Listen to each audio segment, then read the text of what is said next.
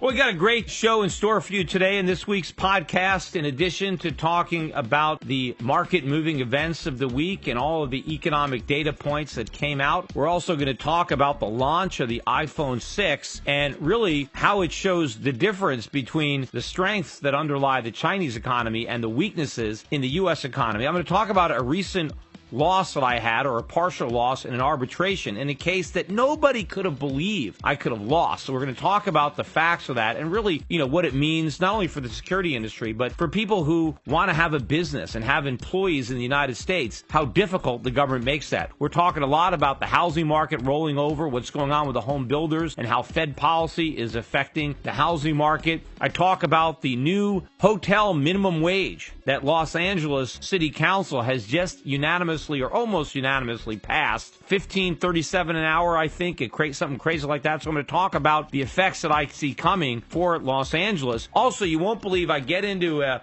talk that I heard the guy that heads the World Bank interviewed on Bloomberg. Not only was he claiming that our experience with QE, that America is a shining example for the world to follow, that we proved that QE worked. And you won't believe what this guy's proof that QE worked is. All of that on this week's podcast. You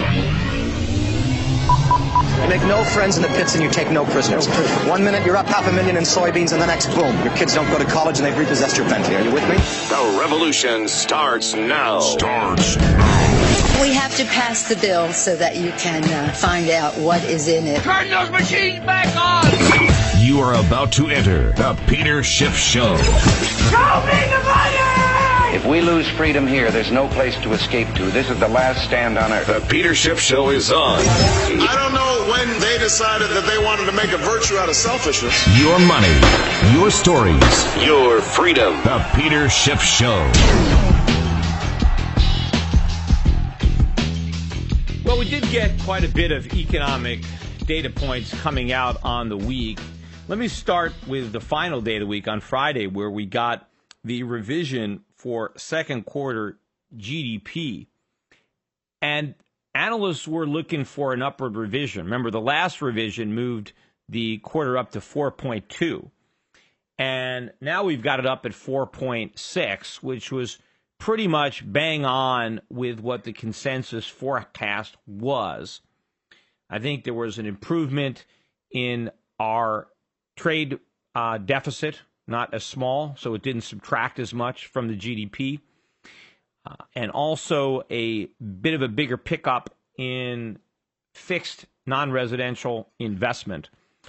The downside came in consumers because they actually had thought that consumer spending was going to pick up to 2.9. That was the main reason that analysts were looking for the 4.6, because they thought the consumer was going to end up being stronger. That was not the case. So the consumer was still at 2.5%. So that was considerably under what had been estimated. But remember, the 4.6% number, when you average that out with the 3.1% negative number for Q1, the average of the two now is at about 1.5% for the first half of the year. That is not a lot of economic growth for the first half of the year. And remember, the reason that Q2 was so big, other than the fact that it had all the holdover, all the activity that didn't take place in Q1 that took place in Q2 instead, but you had a lot of expenditures related to Obamacare that were in there. I mean, big expenditures on health care. And this is not money that people wanted to spend. This is money that government regulations forced them to spend. And so we spent a lot of money on Obamacare. That's hardly anything to celebrate, but it does end up padding the GDP numbers. Also, businesses loaded up on a lot of inventory. And maybe that was a mistake, because I think businesses are preparing for a second half recovery that I think is going to very much disappoint those who are preparing for it. I think they're preparing for something that's not going to arrive. And so I think that we're going to get payback in lower GDPs at the end of the year and maybe the beginning of 2015, as companies now have bigger inventories than they need and therefore don't need to order as much stuff as they otherwise would, because they're going to be stuck with a bunch of stuff that they ordered that they didn't sell because the economy is much weaker than they thought. So I think the second half is not going to be 3% plus, which is what the consensus is. People are looking for 3% or higher growth for the second half of the year, right? Which would be double the rate of growth for the first half of the year. I don't think it's going to happen. I mean, maybe we end up getting something in the low twos at best for the second half. But it might even be sub 2%. We could even have a one handle on the numbers. But I do believe that whatever we get in the second half of 2014, the first half of 2015 will be even weaker. Right? The decelerating, the trend for weakness is there. Right? And we have been getting, for the last several years, we have been getting a second half that has been better than the pathetic growth in the first half, but not nearly as robust as people believe. And so I think the same pattern is going to hold true, particularly considering that the Fed will no longer be doing quantitative easing, right? If Janet Yellen is true to her word, by the beginning of next year, there will be no QE, and the Fed will be closer to pulling the trigger on raising rates, right? So I think without all this extra help, even though rates will still at zero, people will be preparing for rates to not be zero, and the Fed will not be doing all this QE. I don't think the economy, the bubble economy, will be anywhere near as bubbly. Right? I believe that, the real estate market will continue to soften, and potentially by then will be an outright decline in home prices. The stock market could be quite a bit lower if we stay the course between now and the beginning of 2015. So I think the robust forecasts the people who have these forecasts are going to be very, very disappointed. Meanwhile, though, the markets, and I will get into the markets a bit later, but the markets are very excited about these GDP numbers. But again, they are backward looking, right? What you have to do is think about what is GDP going to be like in Q3 and Q4. Forget about what it was in Q2, because it was so influenced by other factors like Q1. But of course, just like everybody ignored the first quarter because they said it was an aberration, they don't want to apply the same logic to the second quarter.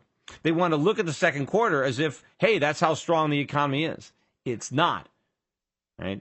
Unless you want to accept how weak the economy was in the first quarter, and then you average the two together and you get 1.5%, and that's where we were. And that's not strong. And remember, that 1.5% was achieved with a lot of help from the Fed, help that isn't going to be there in the first half of 2015. We also got some numbers on consumer sentiment that came out today, and that number was pretty much bang on the consensus. So it wasn't better, it wasn't worse. But again, this is just opinion. Although on Thursday, we got the Bloomberg Consumer Comfort Index, and that one came out not only below the prior month, but quite a bit below what had been forecast. So that was one sign, at least on expectations. But remember, most of the good news that we've got has always been survey related, what people think is going to happen, not what things are actually going to happen. The PMI Flash Service Index came out at just 58.5. The consensus was 61. So we came out, 2.5 points below the consensus that matched the level from the prior month, but people were optimistic that it would pick up, and it did not happen. Durable goods orders, another bad number. Now, the last month, it was the biggest increase, I think, ever in durable goods, and everybody got excited, and it was all aircraft related. It was an increase to 22.6. They revised that down slightly to 22.5. But this month, the drop was 18.2. That's bigger than what they were looking for. And it's the biggest drop ever. So we had the biggest bounce ever, followed by the biggest drop ever. Also, if you X out transportation transportations, the increase there was slightly below expectations. So you'd have to put this durable goods order in the negative camp for economic numbers. Jobless claims came out back up to 293,000 from an upwardly revised 281 from the prior week. That was a little bit below. They were looking for 300,000. So you can say, well, that was good news because the increase was less than expected. But still, it was a bigger number. And I expect that trend to continue. I think we're going to be back north of 300,000 consistently pretty soon when it comes to the unemployment numbers. On Wednesday, we got mixed news on the housing market. Although I think the scale would tilt in favor of negative. We got mortgage applications really plunging, not only for the composite index, which was down 4.1%, but the refi index down 7%. Obviously, mortgage refinancing drying up, even as mortgage interest rates are only moving up slightly. Of course, if you believe the Fed, they're going a lot higher. And so the negative impact on mortgage originations and refis is going to be bigger. We did get a better than expected increase in new home sales, right? 504,000. That was, I think, the highest in about 6 years, much bigger than the consensus for 430. But this is only about 5% of the market. And I'm not really sure what factors are responsible for those oversized gains. Because if you go back to existing home sales, that number was awful, right? Big drop from the prior month, well below expectations. Year over year, home sales down 5.3%. Now, month over month, down 1.8%. And that's 95% of the market. So I think the housing news was weak overall, despite the fact that there was a blip on the new home sales, which is probably going to get reversed in months ahead. But overall, looking at these numbers, look at Tuesday also. We got the PMI manufacturing index, came out below estimates, 57.9 versus 58.1 estimates, down slightly from 58%. 5.8 the month before. So we had a lot of economic data that disappointed. But did anybody care? No. Nobody cares. I mean, the markets don't even react to the bad news. It's almost as if, nobody believes any of the bad news. I said this, people are so wedded to this idea that the economy is recovering that they are oblivious to. They've built a wall that kind of, keeps out anything that contradicts that narrative. So all the negative economic data is dismissed. And any little bit of positive data, they jump all over it. Aha, you see? So they ignore the negative data. It's a heads I win, tails you lose kind of approach where if it's negative, we don't care about it. And if it's positive, aha, that confirms that we were right. And it just kind of feeds the fire on the narrative. And, more and more people are talking about this, how great the economy is and, how the Fed's policies have worked. And we now know that they've worked and it's all being borne out. But it's all being borne out as a fantasy.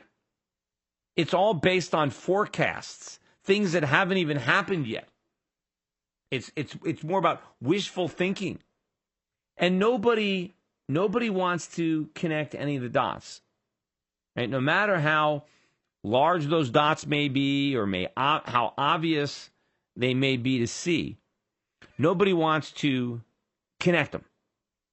And I thought this kind of, being this oblivious to a looming problem. I thought it was bad in 2005 and 6, with respect to the housing bubble and, the impact that it would have on the banks and everything when the bubble burst.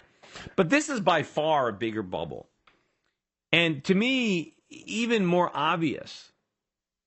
But nobody is, bothering to think it through.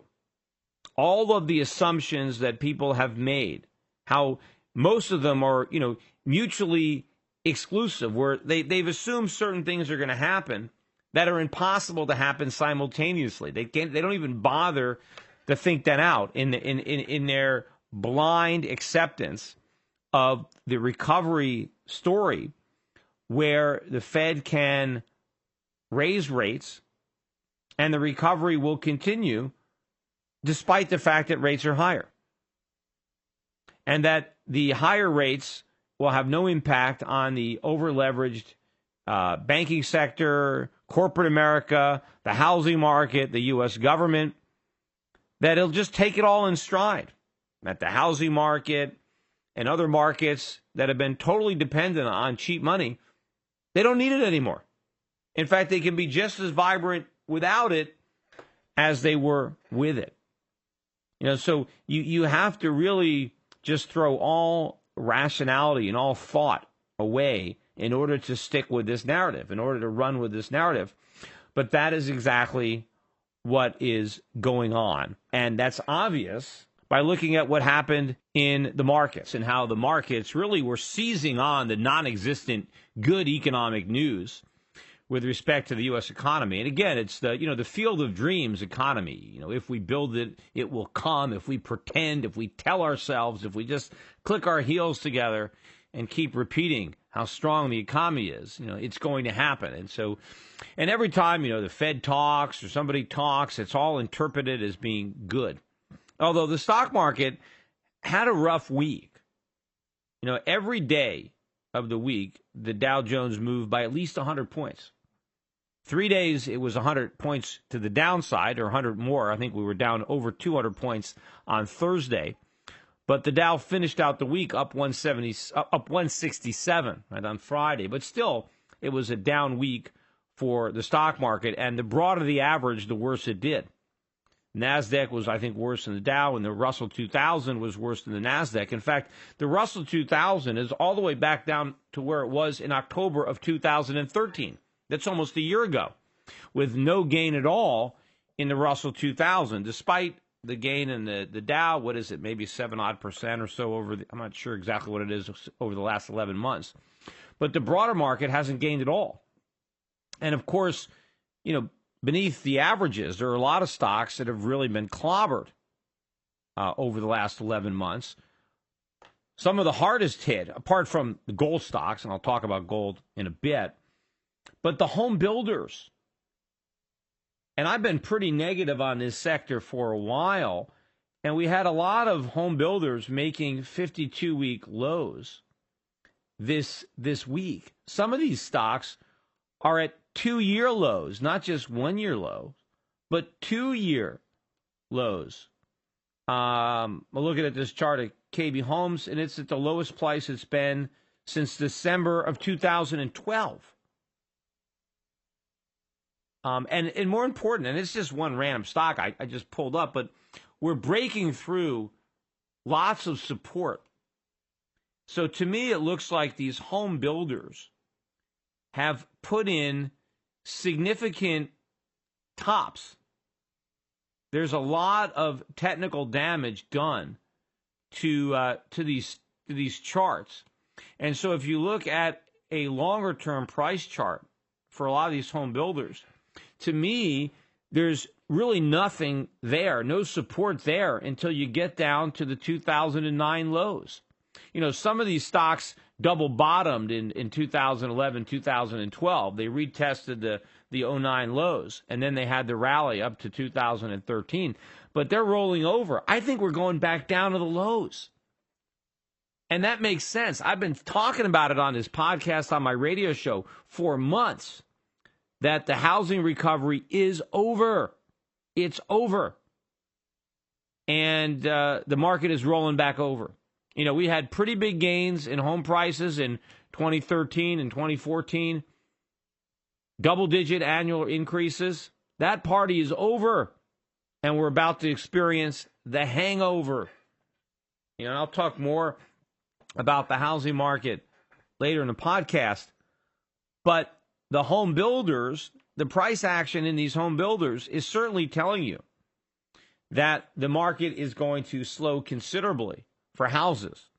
New constructions are going to slow. Prices are going to come down. And if Janet Yellen is basing her idea of a continued economic recovery on the housing market, on the foundation of wealth, and the increase in consumer spending associated with rising home equities and the extra employment that comes from a vibrant housing sector, that ain't going to happen. Housing's cooling off. Employment in construction is going to decline. Household wealth is going to decline as prices come down.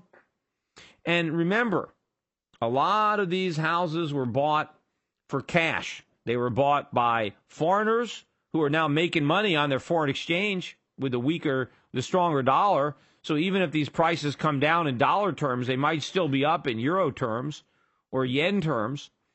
And as the market rolls over, there's a lot of supply to come back on the market. And there's no mortgages. A lot of hedge funds and private equity guys, the speculators loaded up. They bought these houses.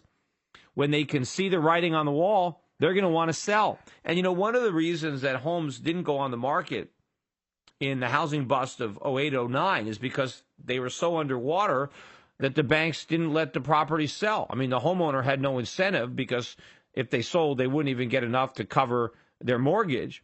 And so it's a short sale, and you need the approval of the lender, and the lenders didn't want a lot of these short sales depressing the market. But now you have a lot of cash buyers that have no banks in the way, and if the property is down 10 or 20%, they could just sell, just like they would if it was a stock. They don't mind cutting their losses if they can avoid a bigger loss or they need the liquidity. Remember, you have rising interest rates. You have the expectation of rising interest rates, and the housing market is topped out. Meanwhile, household formation is down. Wages are down. Real incomes are down. The jobs are not there. We have been creating jobs, but they're not the kind of jobs where you can afford a house and a mortgage. These are low-wage jobs that we've been creating. We've been destroying the jobs that would provide the type of incomes that would service a mortgage. So without the Fed, and the Fed is going to stop buying mortgages and start selling them, and they're going to start jacking up interest rates, which is going to make buying a house that much more expensive if you can even find a mortgage. No, it is done. You can put a fork in this housing recovery, and the home building stocks are showing you, again, 1 and 2 year lows. The Dow over 17,000. Everybody talking about a recovery, and the home builders are in bear markets. They don't even see the recovery. How can you have a recovery without the housing sector? The whole thing, all this QE, all this buying of mortgages and slashing of interest rates, it was primarily designed to help the housing market. And the stock market is already telling you, the home builders, that the best days are behind us and it's done. And the Fed is declaring victory and saying we're taking our cheap money and we're going home because we've solved the problem. Yet now the problem is about to get much bigger than ever in the housing sector. And the impact that's going to have on the economy, on the banks, on the FHA, on Fannie and Freddie, on the federal budget. You know, not only are the higher interest rates that the Fed is pretending that they're ready to unleash at some point going to hurt the federal budget because it's now going to have to spend more money on the enormity of its liabilities. But now, instead of getting a check from Fannie and Freddie from their profits, they're going to get a bill for their losses. Because what's going to happen as real estate prices drop maybe 10% or 15% in 2015? A lot of people are going to be underwater on their mortgages. A lot of people bought houses with just 3 and 4% down. What are they going to do? We know what they do. They don't send in their mortgage. They send in their keys. Or better yet, they don't send in their keys. They keep their keys. They just stop paying their mortgage. And they live in their house rent-free for years before they can get around to kicking them out. But as these prices start to go down, we know that the speculators who own these properties, and they couldn't find any tenants, these are vacant single-family homes, they have no mortgage, just sell. Just sell. So the home building stocks not participating and basically flashing a red warning sign that's very bright, yet nobody seems to care. Certainly not the currency traders who bid the dollar up to new highs for the year, across the board, dollar index going out now above 85, right? Almost 86, 85 and 3/4. We were below 80 not that many weeks ago on the dollar index. So we've had a big run in the dollar across the board. I mean, the dollar's up against all the other fiat currencies. Big moves in the euro. Euro now down below $1.27, $1.26 and change. Canadian dollar down. Yen down again. Aussie, New Zealand dollar. In fact, the New Zealand government, even though the New Zealand dollar has fallen considerably, and the economic data out of New Zealand has been very good, and they had a very favorable result in their election, where the conservative, smaller government party won really a landslide, and the big government party that advocated higher taxes and more welfare really got crushed. So New Zealand really doing well. Despite that, the Reserve Bank talking down their currency, saying the currency is still too strong and needs to come down. Why? If the economy is doing so well, how do they know that it's not because the currency has been strong? Maybe if they talk down the currency, they'll also talk down the economy. I mean, how is it that all these geniuses are coming to the conclusion that what makes an economy strong is a weak currency? That what's bad for your currency is good for your economy and vice versa. They got it backwards. So none of this is going to help. But it is not sustainable. This rally in the dollar is all predicated, again, on the idea that our economy is about to boom thanks to the quantitative easing that we've already done. And now that it's about to boom, the Fed is about to jack up interest rates.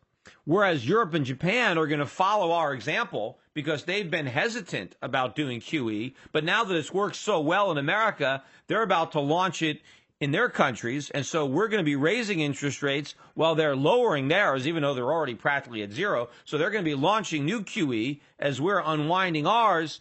And so the dollar is going to go up and everybody else's currency is going to go down. Well, meanwhile, the euro has already dropped and the yen has already dropped so substantially. I mean, let's look at the euro. The euro has fallen so much. At this point, there's no need for Europe to actually do any QE. Remember, the justification for the QE was that there wasn't enough inflation. Well, this recent decline in the euro is going to give the Eurozone a big dose of inflation.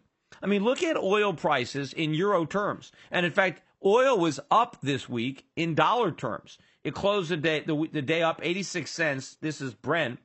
And we're just under $94 a barrel in the price of oil.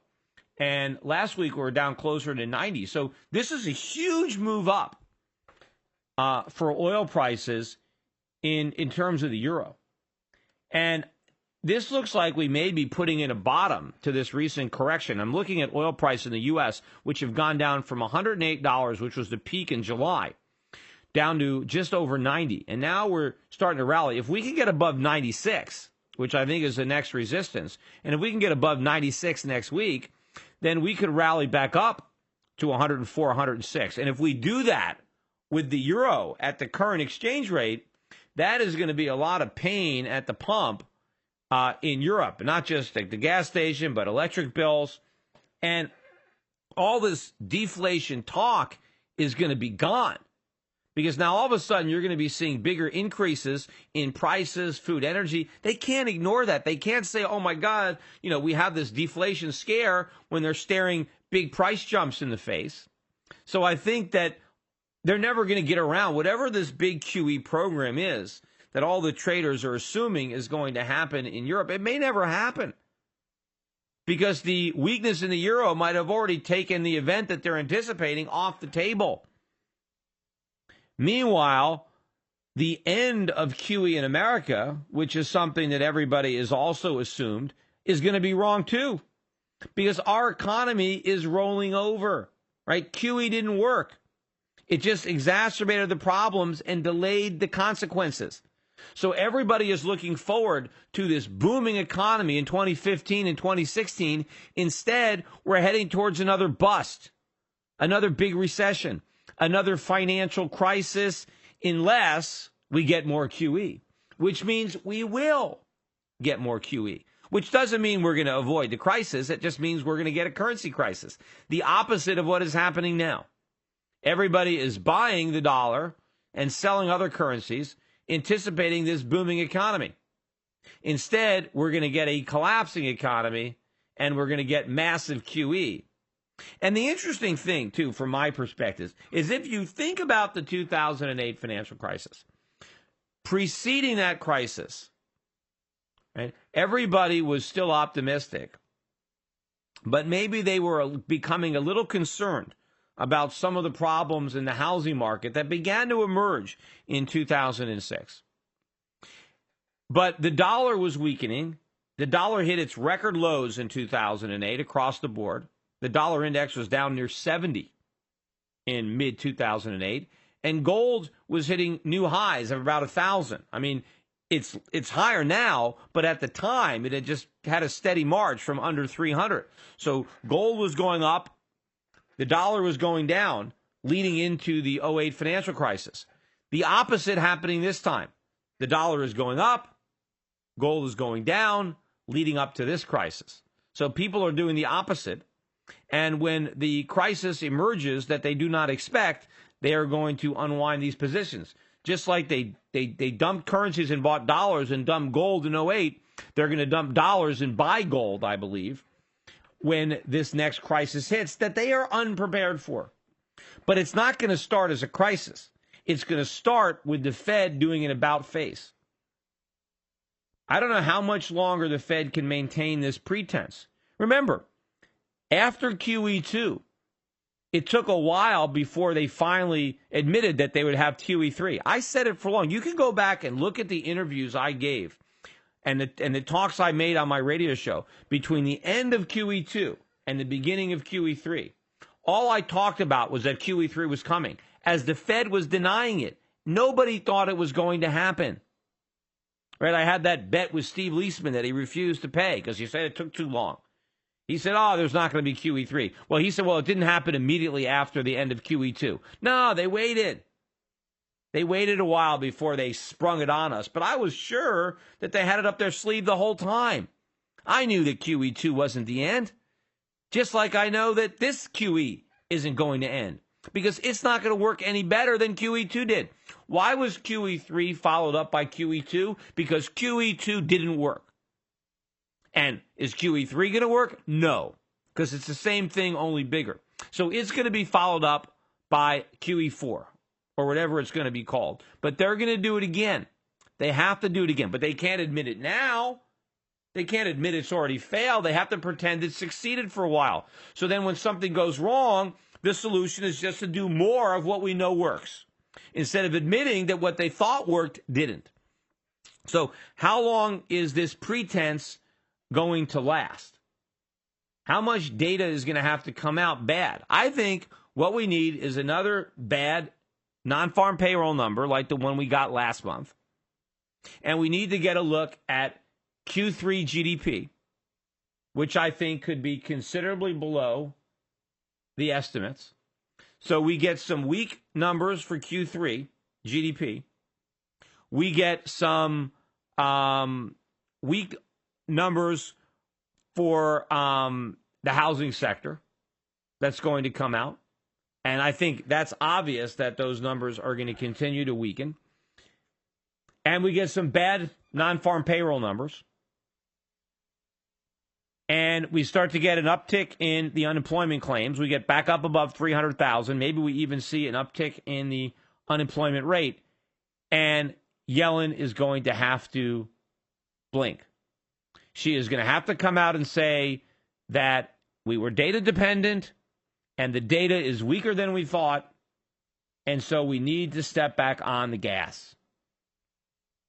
We need to do some more QE. Because that's all they can do, right? If the economy starts to slip, they have to buy some insurance. They can't just come out and say, the economy is weakening, and so the considerable period of time that we're going to allow to elapse between the end of QE and the first rate hike is now longer. They can't play with the considerable period because there is no finite period there. It's just a considerable period. It could be anything. So you really can't, what is it going to say? An extremely considerable period? We're going to wait. I mean, the only thing the Fed can do to try to guard against a downturn. And again, if the numbers start to get worse, What is the Fed afraid of? That it's like a snowball rolling down a hill. And in fact, if the Fed doesn't do anything, the numbers will continue to get worse. If the Fed conveys the message to the markets that it's going to tighten no matter what, that even if the economy is weakening, we're still going to tighten, right? That means they take away all the hope of continued QE and cheap money, then it's going to accelerate. Then the market really starts to go down. And that is another thing that could unnerve the Fed, would be if this recent volatility in the market is the sign of a top. And certainly the broader averages, as I said, are already breaking down and topping out. And you have key sectors like the home builders. And you have certain stocks that are related to the consumer. We had bad numbers out of CarMax. You know, they sell a lot of used cars. And when their earnings came out and disappointed, we had a big drop in shares of CarMax. And you start to get companies like this dropping on bad results. That's another thing. And again, it's not just the housing market that the Fed is worried about, because this recovery was built on the foundation of asset bubbles. If you think that's a solid foundation, apparently the Fed does. But as the air is leaving these bubbles, what can the Fed do? They can't allow the bubbles to deflate, because there goes their recovery.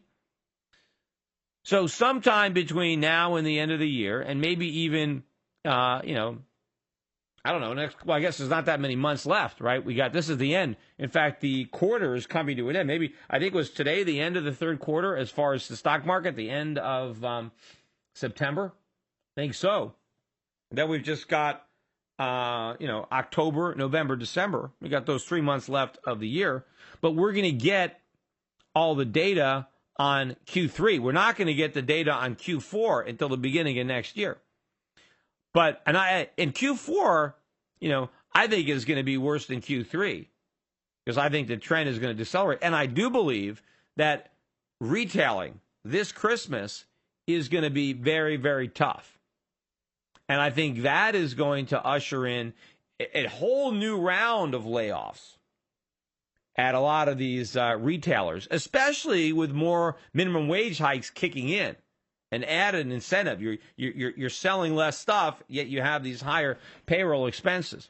So a lot of this negative news is going to come out to shock people into reality. Because when the Fed has to admit this, nobody is expecting this. Nobody is expecting it. So these markets are going to have to turn, and they're going to be vicious when they turn around. Because everybody is going one way, and they're going to quickly have to turn around and run the other way. And it's going to be dangerous, especially in the derivatives markets. And there's a lot of exposure in derivatives, in the banks, to these markets not behaving the way they're behaving now, doing something that is against what the consensus view happens to be, right? There's green skies forever, dollar strengthening, great, strong U.S. economy, tighter interest rates that don't upset economic growth. When people realize that everything that they've believed is wrong, which is what happened. Look, remember how quickly the mortgage market imploded, the subprime market imploded? Everybody believed in these subprime markets and the safety of these mortgage-backed securities backed by subprime. How quickly it evaporated, how quickly the confidence that never should have been there in the first place evaporated. Well, that is what's going to happen in this situation as well, and it's going to be very abrupt. But the crisis is not going to come at that revelation. That's the turn in the markets. That's the turn in the dollar. That's the turn in gold. The crisis that we have that really accelerates the process is when the dollar decline turns into a rout. So the dollar just going back down. I don't know where the dollar is going to top out, whether this is the top, 85, 75, maybe the dollar index gets up to 88, 89. I don't know. I don't have a crystal ball. But when it starts to decline, the crisis isn't when it goes back down from 88 to 80 or even 75. It's when it breaks below 70. It's when it's really starting to free fall. It's when consumer prices are really starting to rise. When inflation, even as the government acknowledges it in its official measures, is much higher than anybody could comfort. And the Fed does nothing. The Fed excuses it, acknowledges it. What amazes me is you got Janet Yellen at the helm. She's got her arm on the printing press, and people think she's some kind of gigantic hawk, that we're going to have tight money and a sound dollar at the hand of Janet Yellen, when she is the biggest dove to ever build a nest at the Federal Reserve. She is not going to preside over a strong currency. She is going to sacrifice that currency on the altar of jobs and economic growth, because that's what she thinks will work. And the fact that so many people are buying this head fake. But the real crisis is when people realize that the Fed has lost control, that inflation is going to run out of control, and that QE will never end, because it cannot end. Because we have so much debt that it can't end. We can't allow interest rates to go back to normal, because at this point it's impossible, because there's too much debt. And that the whole economy is one big bubble. It's one big illusion.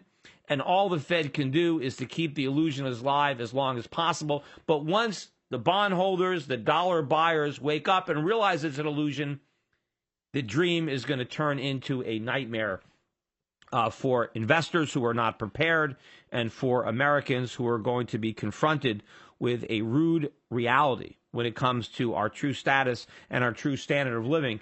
And hopefully, those of you who are working with us at Euro Pacific Capital, you see the dollar going up, and that does undermine the dollar price of the securities around the world that we own.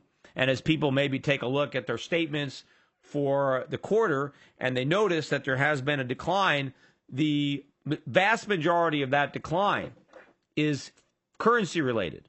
Not necessarily the stocks that we own, but the currencies that they're denominated in going down. And so that is going to be a drag on our quarterly performance.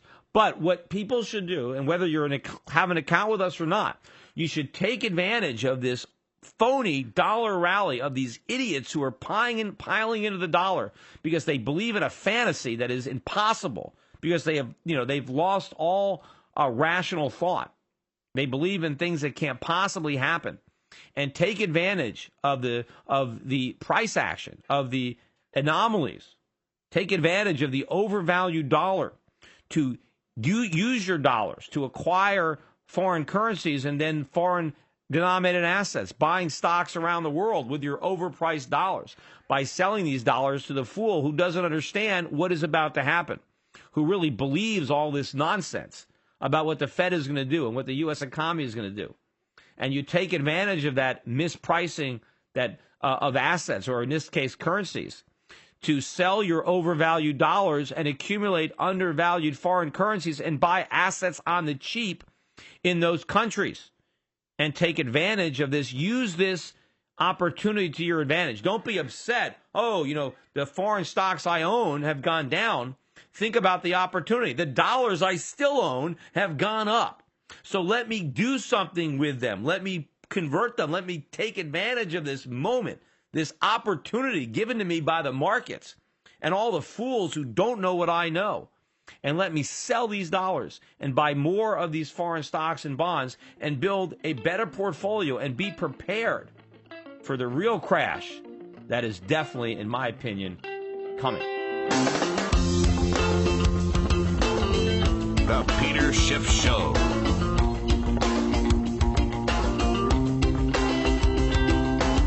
An article that I read during the week had to do with the percentage of low-paying jobs in the United States as a percentage of the total number of jobs. And it seems that America leads the world in low-paying jobs, that we have the highest percentage of our workforce employed in low-paying jobs on a relative basis than any other country in the world. And, of course, the reason for that is the hostile environment that has been created towards business, the regulations and the taxes and the legal system that increase the costs and undermine the opportunities for entrepreneurship. In fact, another statistic has to do with businesses being formed. Fewer businesses are being formed. Fewer American entrepreneurs are starting businesses. This is a disturbing trend that is continuing to accelerate throughout this supposed recovery. Not as many Americans are starting businesses. And a higher percentage of the ones that are starting are failing. And the businesses that are surviving are doing so with fewer employees. And there are, these success stories. You'll hear the stories about a small company, internet, social media. A guy starts it, drops out of college, starts it, and they make a lot of money. And these are the stories that are in the news.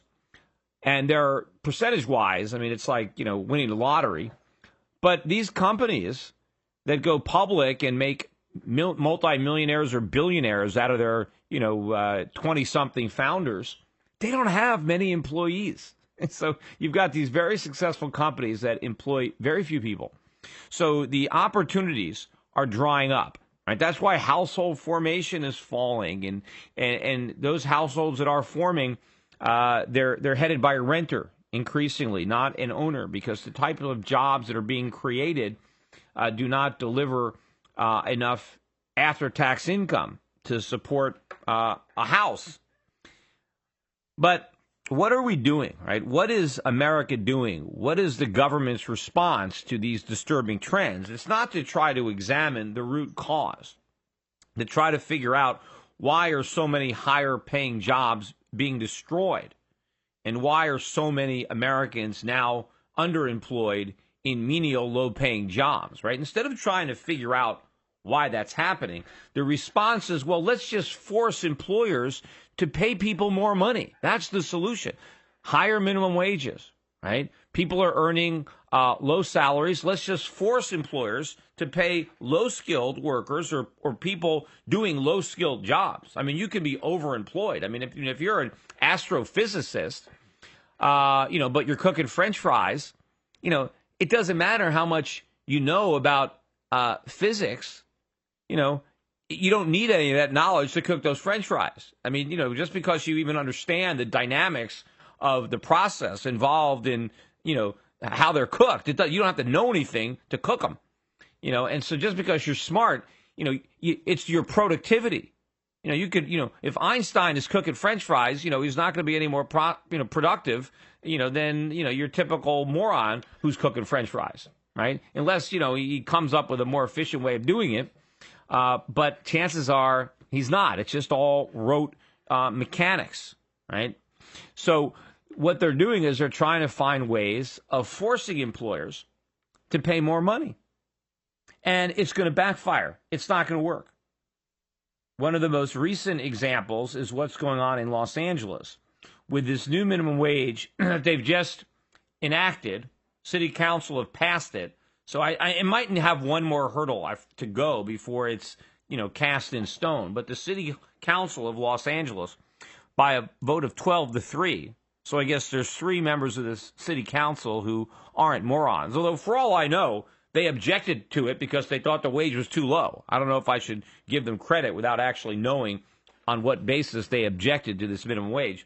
But maybe they objected to it for the right reasons. But they are going to have a hotel worker wage. And why does it only apply to hotel workers? It seems very arbitrary to just pick one particular industry and just set a minimum in that industry. But that's what they've done. And so if you are a hotel, you have to pay your workers a minimum wage of $15.37 per hour. Now, first of all, where did they come up with $15.37? Why not just $15? 15 seems high enough, doesn't it? Why the extra 37 cents?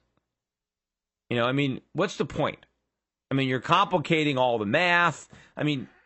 37 cents? What? Maybe that was a compromise. Maybe there were a lot of guys that wanted it to be quite a bit higher than $15.37. And that was maybe the average of where everybody was. I don't know. But there's no science to it. Because obviously it's not like, $15.37 is good and $15.36 is too low or $15.38 is too high. They're just, picking numbers out of the air. They might as well pick one even. $15.50 even would make more sense than $15.37. But $15.37, that's it. That is the new legal minimum. It's not going to go into effect until July of 2015. And that's if you have 300 rooms or more. If you have fewer than 300 rooms, but at least 125 rooms, you have an extra year before you have to pay the $15.37. And I'm assuming between now and then, you can pay the current minimum wage. Now, if you have fewer than 125 rooms, then you're exempt. Now, of course, what is going to happen here? Because whenever lawmakers pass a law, they just assume that the law is going to have no effect on behavior. That they just look at how many hotels have more than 300 rooms or how many have more than 125 rooms and just assume, well, this is how many hotels are going to be affected. And they look at how many people are employed in those hotels and they say, this is how many people are going to get raises. And of course, they're already looking forward to the positive impact it's going to have on the local economy because they're assuming that none of these people get fired and they all get raises and they all spend that extra money in the local community, meaning that Los Angeles City will benefit from all the higher wages earned by these hotel workers as they spend their increased income, which if you're a full-time worker, I think it comes to about $32,000 a year if you work 40 hours a week at this new minimum. As they spend the windfall at local businesses, it's all going to be great, right? This is what they all think is going to happen. Well, welcome to the real world.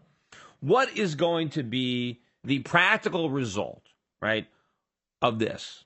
Because nobody wants to think a few steps ahead to connect the dots. Well, first of all, if anybody has close to 300 rooms, if they have 302 rooms or 310 rooms, what is the most likely thing that they're going to do? Well, they are going to eliminate those additional rooms, right? They're just going to get rid of them.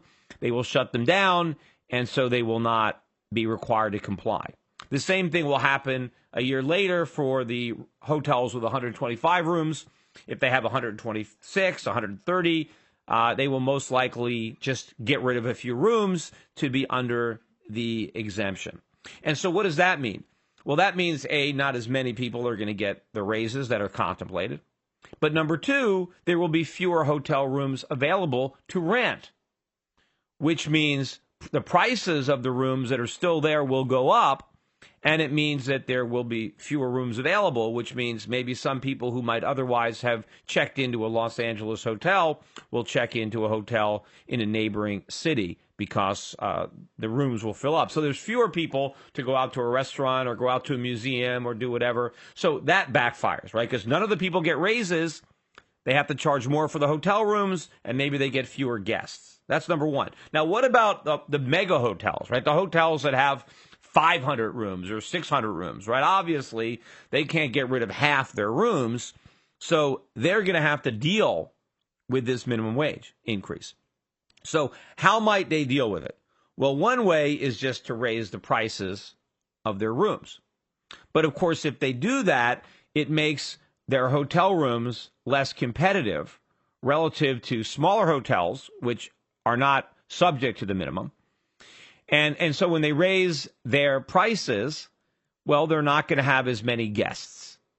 And also, since people could stay in neighboring cities, whether it is Beverly Hills or Santa Monica or someplace on the border of Los Angeles, the larger hotels there will have an advantage. And so if they raise their rates, they will, by supply and demand, have fewer guests.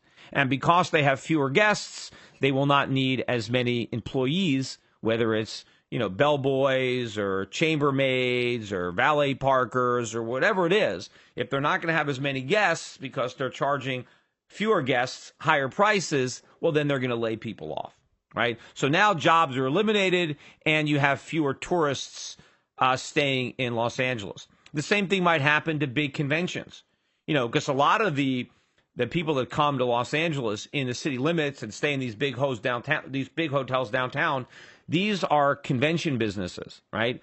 But Los Angeles competes for convention business with cities not only in Southern California, but in Las Vegas and, Miami, San Diego, other places. Well, now they're going to be at a competitive disadvantage because they're going to have to charge higher prices for those rooms, and so they're probably going to not get as much convention business. That's going to reduce The number of people coming to Los Angeles is going to reduce the revenues to the hotels. It's going to reduce the taxes. Remember, the city has these occupancy taxes on all these hotel rooms. And if fewer people are coming to Los Angeles because now you've increased the price of a room, then they're not going to get as many, they're not going to collect as much taxes. So a lot of this is going to backfire on the city. It's going to undermine their revenue. It's not going to be an economic boom. And what is going to happen to these workers? So for the larger hotels, right, the hotels that have 400 or 500 rooms, right, so they can't just, get out from under the impact. They're going to have to deal with the $15.37 an hour minimum.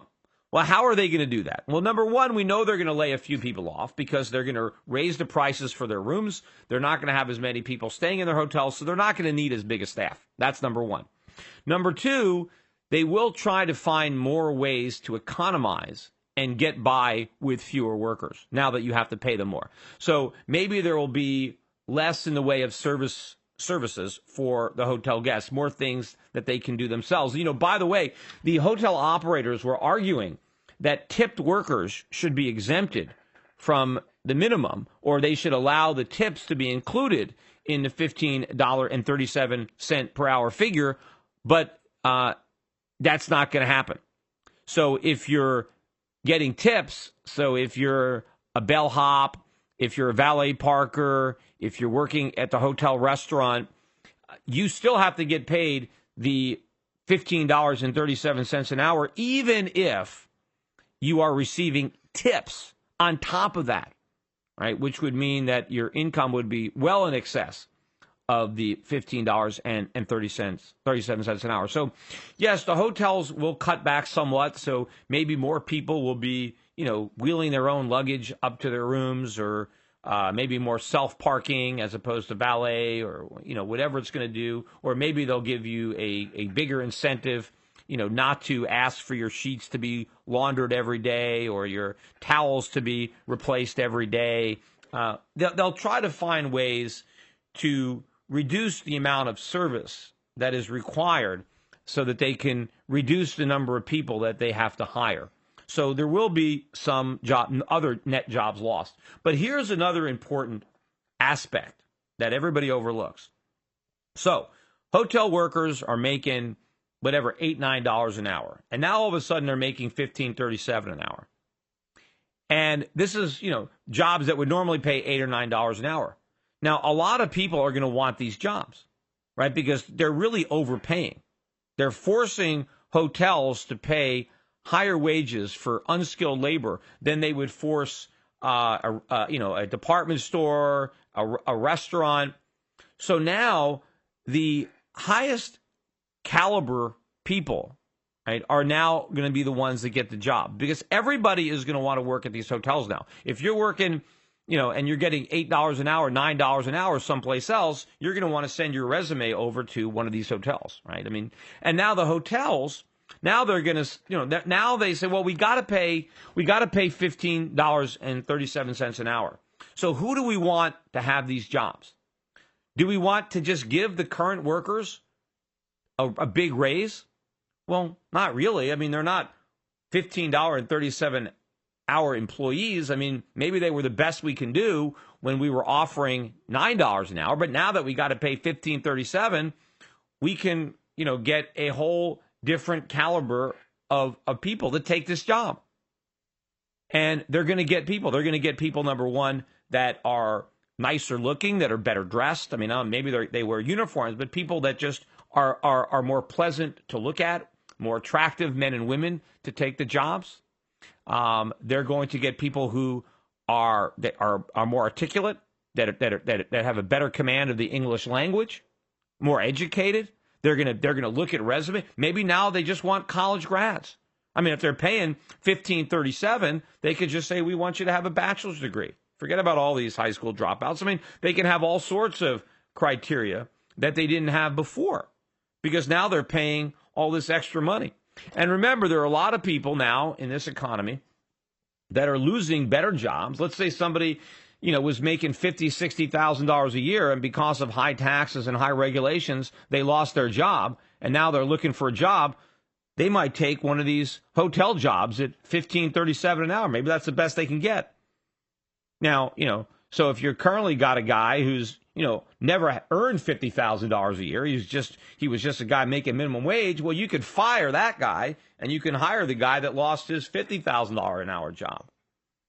You can afford to look for all these things. Also, in many cases, you're going to have connections to get these jobs because they're going to be inundated with applications, right? Whenever the government comes into a free market and sets a price, right? This is price fixing, right? You don't have the free market determining what somebody who works at a hotel should be paid, right? Where you have supply and demand, right? You have the government saying the minimum a hotel job is going to pay is $15.37 an hour plus tips maybe, so which would be a lot more. And so now a lot of people are going to want those jobs relative to the supply of those jobs. Now in a free market, that wouldn't happen because the price would come down until supply and demand were in balance, until the number of hotel jobs available was equal to the number of people that wanted them. But now what you're going to have is you're going to have all these people wanting to get jobs at hotels, but you're going to have fewer of those jobs available. I mean, fewer hotel jobs are going to be available at $15.37 than at $8 or $9. Remember how supply and demand works for both parties. As prices go up, right, demand goes down, but supply goes up. And when it comes to wages, the supply of hotel workers goes up the higher the wages. I mean, imagine if hotels had to pay $1,000 an hour.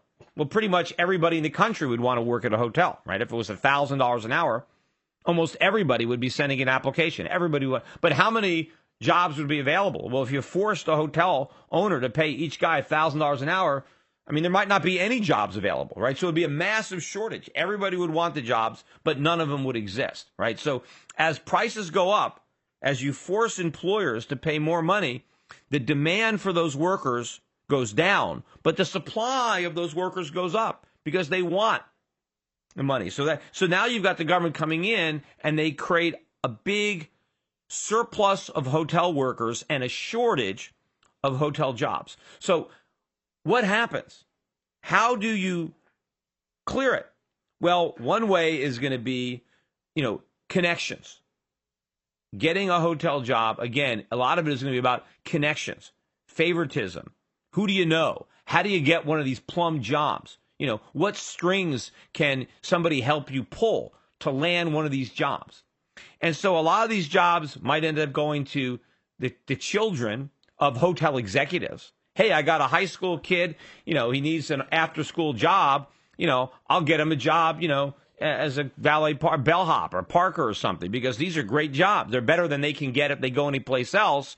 So the children and the friends and the relatives of the executives of these hotel companies, that's who's going to get these jobs, the privileged, right?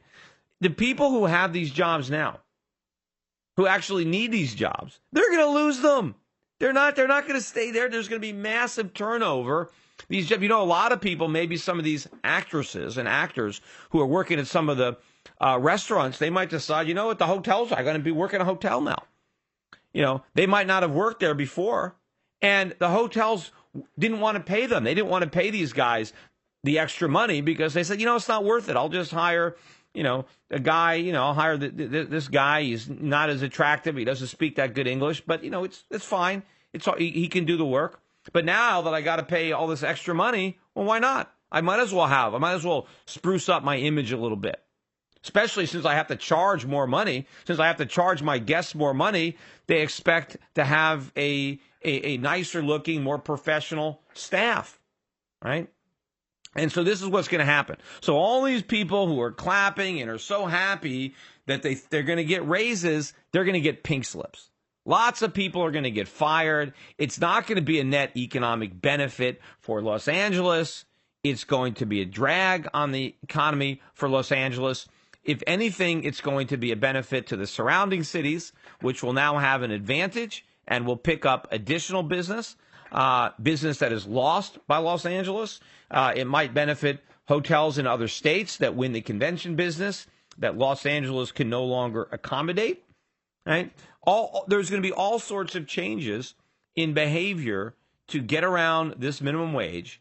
And, of course, one of the biggest changes is to reduce the demand for low-skilled labor, unskilled labor. The very people that the regulation is supposed to help are the very people that it is going to hurt the most. And, of course, that is always the way it works when it comes to government. Anything they try to do backfires. Anytime they try to pass a law, pass regulation to encourage a certain outcome, it's the opposite that ends up happening. The Peter Schiff Show.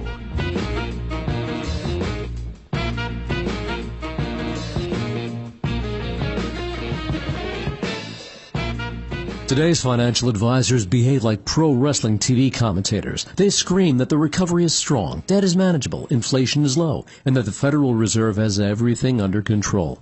They may be oblivious, but the danger is real. Looking beyond the media hype can open a world of broader investing ideas. Euro Pacific Capital is a registered investment advisor that offers stock-focused wealth management services that closely follow the strategy of our founder and CEO, Peter Schiff. We concentrate on those countries that are more closely in tune with Peter's vision of how capitalism is supposed to work. And these investments are not hard to find, provided you know where to look. Isn't it time you change the channel and let Euro Pacific put a little reality back into your portfolio? If you live in the United States and have $25,000 or more to invest, call 800-727-7922. That's 800-727-7922. Non-U.S. residents access similar strategies through Euro Pacific Bank at europacbank.com. Euro Pacific Capital and Euro Pacific Bank are affiliated companies. The Peter Schiff Show.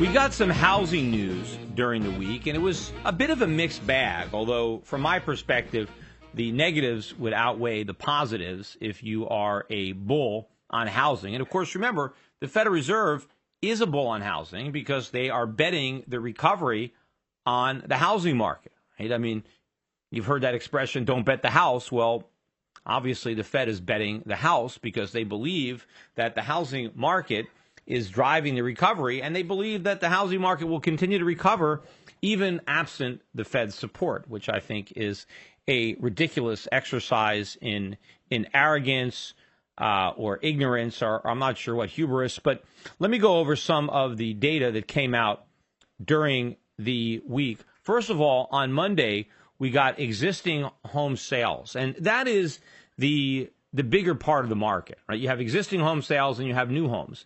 And the majority of the houses that sell, probably close to 95% of the houses that sell, are existing homes. That's where somebody who owns a house puts it on the market and somebody else buys it. And they were looking for about 15.14 million units, and they only got, 5.14 million units is what they were expecting.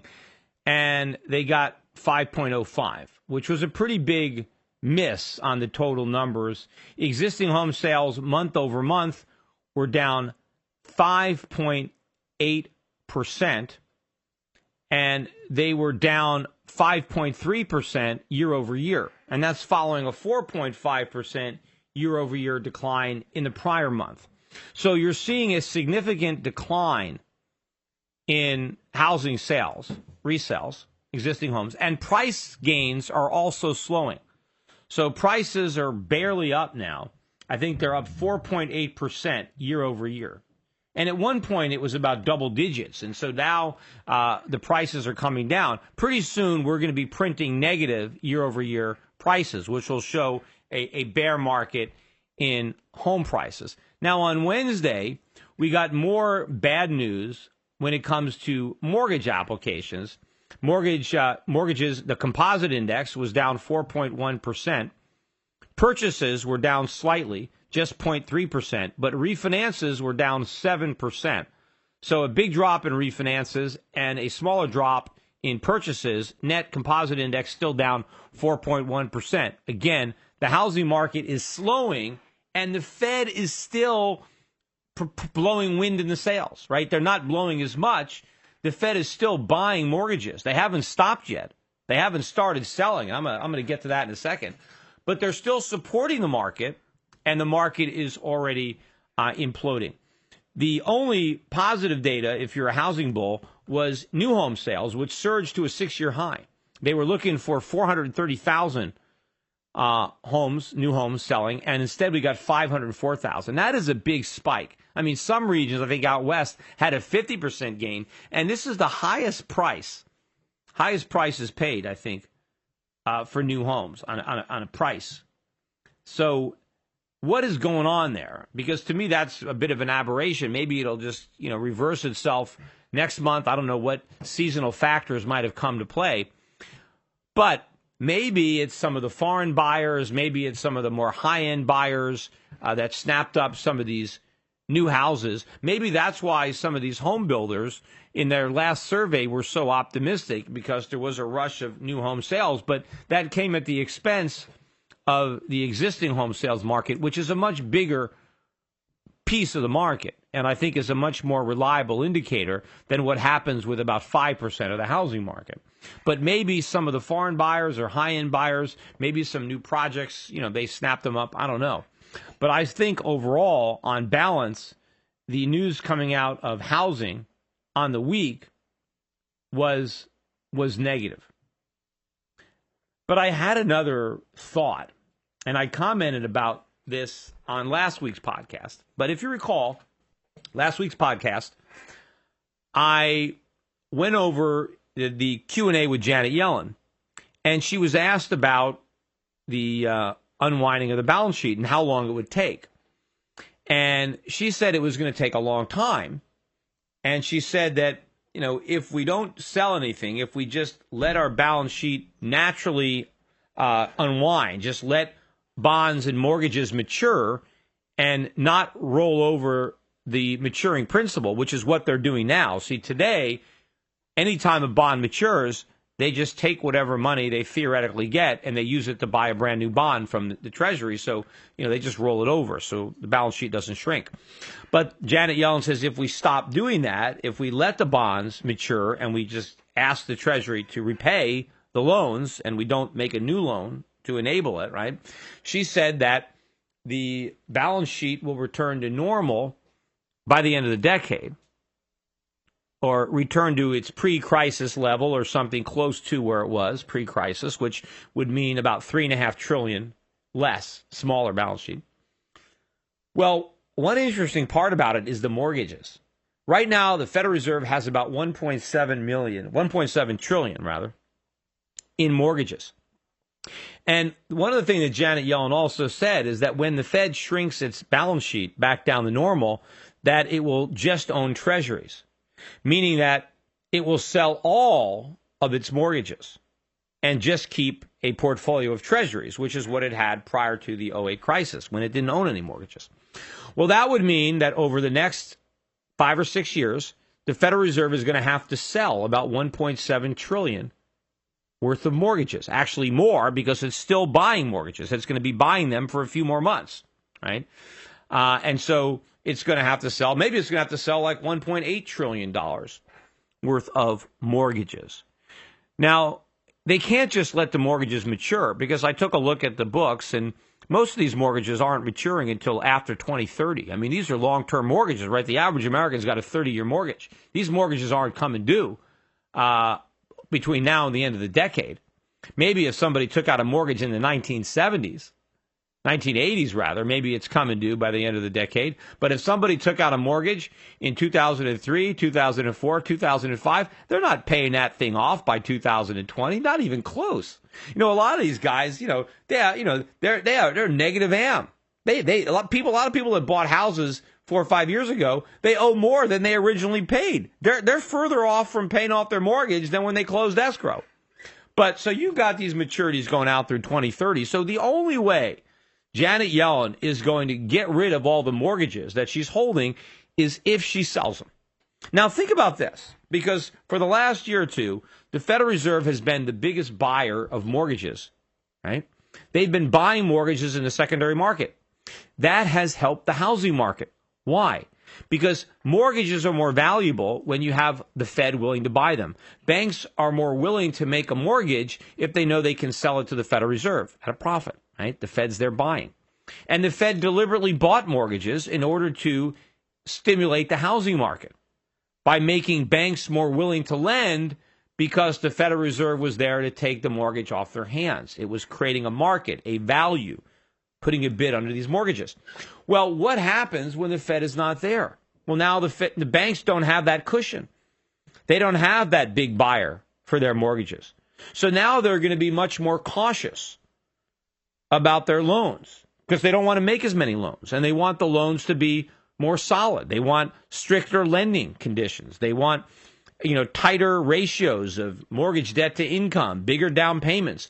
All of these things are going to be happening as the Fed is raising interest rates. They're going to be raising interest rates, which are going to make mortgages more expensive, and they're going to be harder to get because banks are going to be tightening their standards because there's not the big buyer for the mortgages that they originate. But actually, it gets worse because remember, not only is the Federal Reserve going to stop buying mortgages, they're going to sell mortgages. $1.8 trillion. Now, if you sell $1.8 trillion over 5 years, that's $360 billion a year. If it's over 6 years, depending on when the decade actually ends, it's $300 billion a year. But if the Fed goes from a buyer of I don't know how many $100 billion a year to a seller of $300 billion a year, what is that going to do to the mortgage market? In fact, you know what it's going to tell me? If I'm a bank, I don't need to originate a lot of mortgages. Why should I have mortgage brokers or appraisers or deal with all the paperwork? I'll just buy mortgages from the Fed. Because after all, the Fed has told me they're going to be unloading all these mortgages. So why originate my own? Right? Why, there's going to be no shortage of mortgages out there for any of the financial institutions. Who else is going to buy these mortgages? I mean, I'm not buying them. Who's a buyer for mortgages? Banks, right? I guess Wall Street will buy them and package them up. But if they're buying them from the Fed, that means they're not buying them from the issuers. So if you have this huge supply of mortgages that's going to come on the market, why originate new ones? Right? Why give a new mortgage when you can just buy one? So you know what? The lending standards are going to implode. As difficult as it is to qualify for a mortgage today, if Janet Yellen actually does what she's pretending she's going to do, it's going to be so much harder to qualify. And the rates are going to be much higher. You're not going to be able to get a 4.5% mortgage. They'll be 6 or 7%. And maybe more. And if the housing market is already rolling over, which has been evidenced by almost all the numbers we see, while the Fed is still supporting the market, imagine how much worse it's going to be when the Fed is leaning on the market. Instead of propping it up, it's going to be pushing it down. The Fed must think that the housing market is so fundamentally strong that it can overcome these headwinds, these pressures. That despite rising interest rates and tighter lending standards, Americans are going to keep on buying homes. With what money? Where's it going to come from? Right? That home prices are going to keep rising. Because obviously, if tighter lending standards and higher interest rates prick the housing bubble and housing prices go down, then so does the GDP. So do the construction jobs. So does the consumption related to the housing. And what happens to the banks when all the real estate loans on their books are going bad? Aren't we right back in to the 2008 crisis? And what is the Fed's playbook? What do they do when you have a housing crisis? What do you do when real estate prices are falling? What do you do when home borrowers are defaulting on their mortgages? What do you do when the banks are in trouble? Why you bail them out? You do QE. You print money. And that is exactly what they're going to do. I don't care how much they talk about rate hikes in 2015 or 2016 or whatever it is. It ain't going to happen. Because before that happens, we're going to be slipping back into recession. The housing market's going to be too weak. The stock market's going to be weak, despite the fact that it's still up. Right? Again, it's not gaining a lot of ground. But the main reason I think it's still being propped up is you have money flowing into the dollar, money flowing into our markets based on this belief that everything is so great here and so lousy every place else, right? The rest of the world is a basket. Although at some point, if everybody is so convinced that Europe is going to do QE and Japan is doing QE, why aren't people so excited about how strong the European economy is going to be? How strong the Japanese economy is? Why aren't they looking past the QE to the victory and saying, well, let's buy the euro, let's buy the yen, because we know these economies are going to boom, right? Somehow the only economy that's going to boom is America's. And maybe because we're just that many steps ahead, right? Because we did the QE first, and they were too squeamish about it. We just jumped right in, and they waded into the QE pool, and so we got a big head start. But the problem is we waded into an acid pool.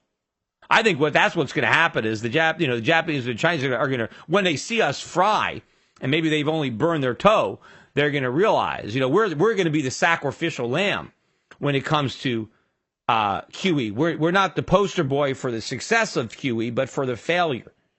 People are going to learn, but they're going to learn from our mistakes. They're going to learn what not to do, not what to do. And it should be obvious, right? I mean, people should be able to put this together. It's not rocket science about what would happen to the housing market were the Fed to do what Janet Yellen is pretending that she's going to do.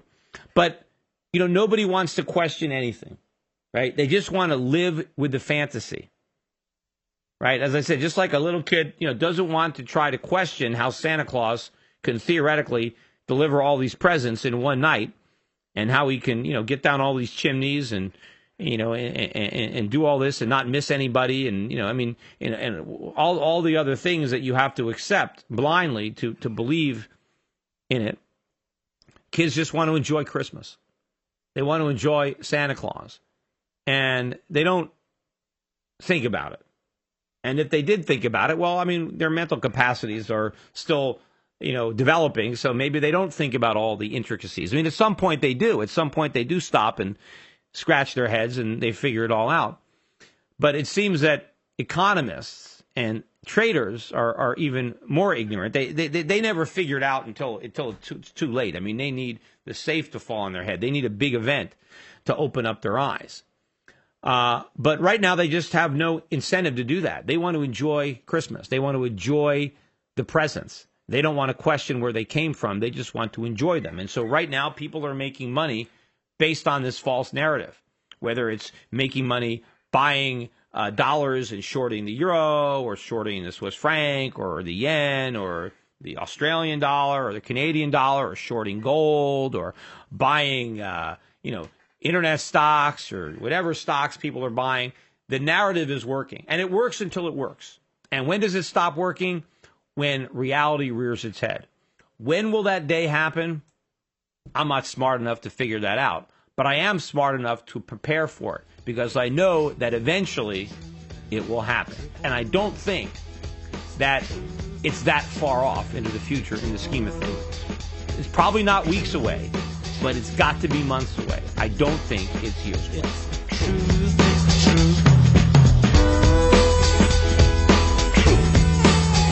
The Schiff Show.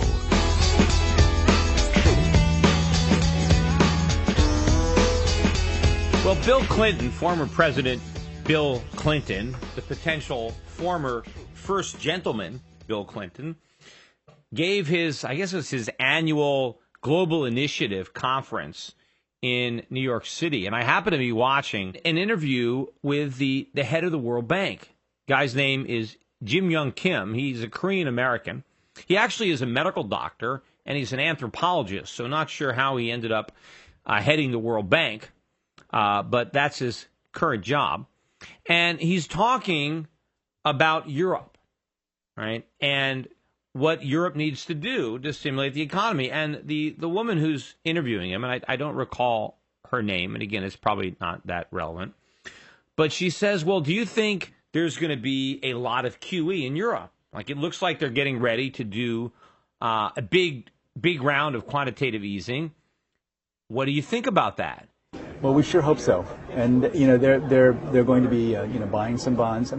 It's going to take time. But I think we've learned some lessons. One of the lessons we've learned is even at very low interest rates, central bankers can still have an impact. Basically, what he says is that America is proof of how well QE works. That according to this guy, the head of the World Bank, America has set an example that the whole world needs to emulate.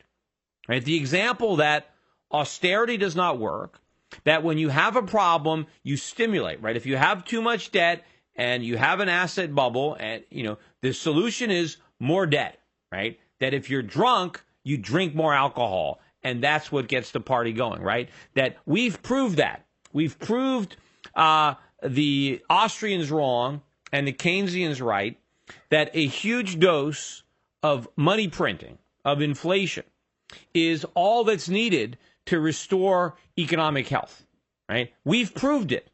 And I'm thinking, wait a minute, we've proved it. How did we prove it? Right? What is the proof that all the QE has worked? What we found is that I think in the U.S., with the growth numbers looking very solid for next year and the year after that, that these very unconventional monetary policies seem to have had an impact. In other words, the proof that QE has worked is the fact that this guy thinks it worked, right? Because he said the proof is the growth forecasts for next year and the year after that. So the proof that QE has already worked is that we think the economy in America will be really good in 2015 and 2016. Well, how is that proof? How is a forecast proof of anything? Wouldn't he have to wait to see if the forecast pan out? Because a forecast is a guesstimate. It's an approximation. It's what somebody thinks is going to happen. Now, if you believe that QE works, you are going to build that belief into your forecast, right? So if you think QE is going to work, and now you're making a forecast of what the economy is going to be like in a year or two, and you know we've done all this QE, what is your forecast going to be? It's going to be for a lot of economic growth because you believe that QE has worked. You're biased. Your own beliefs have biased your forecast. And now this guy is offering his own biased, yet to be confirmed forecast as proof that QE has worked. I mean, is that how low the bar is now for economic proof?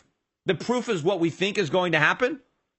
Well, I guess that means that this guy knows that these are not just forecasts, that what people think are going to happen is going to happen. Like this is God himself has come down and given this guy the GDP numbers for 2015 and 2016. It's written in stone by the hand of God. And that's how we know that QE has worked. Because God has told us. We have seen the future, and we know how bright it is, right? He has already been to the promised land, and now he's come back to tell us how great it is. Now, of course, why would these forecasts be any more accurate than all the prior forecasts where they did QE and they thought things would be better, and they weren't? Remember, 2013 or 2014 is going to come out to be a lot slower growth than what all these Keynesians thought in 2013. And 2013 was slower than what everybody thought it was going to be when they were making the forecasts in 2012. So how do we know? How does this guy know that these forecasts that we're making now are going to be any more accurate than the forecasts that we made then? And the fact of the matter is they're not. It ain't going to happen. QE has not worked. We haven't proved anything. All we've proved is that you can blow more air into a bubble. All we've proved is how stupid people are, how prone or likely people are to fall for the same thing twice. Right? You know that old saying, you can fool some of the people some of the time, or all the people some of the time, and some of the people all the time, but you can't fool all the people all the time. Well, when it comes to Americans, you can fool most of the Americans most of the time. Probably when it comes to traders and investors, you can fool most of those people almost all the time. But they won't be fooled forever. You can't fool everybody. And the bloom is going to come off this rose. There's just no question that it will. Because before these optimistic growth scenarios play out in 2015 and 2016, we are going into a recession. The numbers are there if people simply want to open their eyes and see what's going on. But even if you didn't have the proof of the slowdown that is happening, beneath the surface, or even not even beneath the surface, it's happening above ground and people are just willfully blind to it. But it only makes common sense. It is nothing but wishful thinking at best to say that after 5 or 6 years of QE and 0% interest rates, that we can bring those things to an end.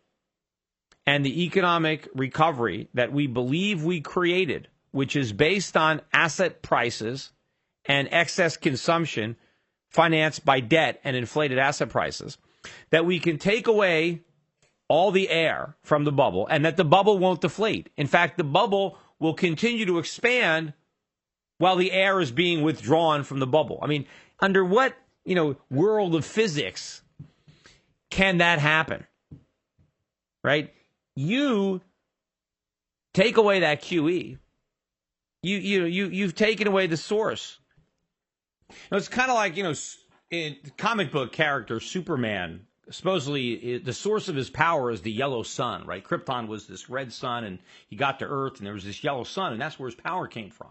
But, if you took away the yellow sun, Superman would lose his power, right? But according to, the head of the World Bank or all these economists, it's almost like you could take away the source of Superman's power, and he's going to be just as strong. He's still going to be able to bend steel in his bare hands and, have his X-ray vision and all that stuff.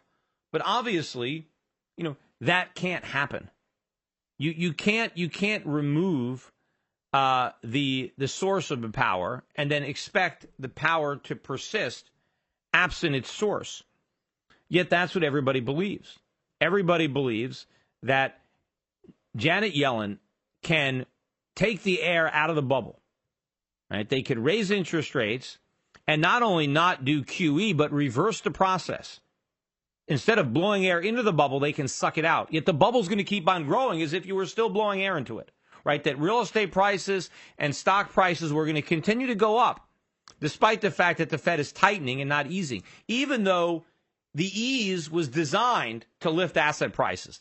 The Fed said, we're going to have this loose money policy to prop up real estate prices and stock prices. And now they think they can reverse that policy, and those high prices, not only won't they come back down, but they're going to keep going up. And they want to claim credit for this happening, even though it hasn't. You can't claim credit for completing something that is halfway done, or not even, because, the easy part of QE is ramping it up. The hard part is winding it back down, right? Letting the genie out of the bottle is easy. Putting her back in is a whole nother story, right? Just ask Larry Hagman, or I don't think he's alive anymore, but Major Nelson and Barbara Eden, right? Those genies can do a lot of damage, and it's hard to get them back into that bottle once you let them out.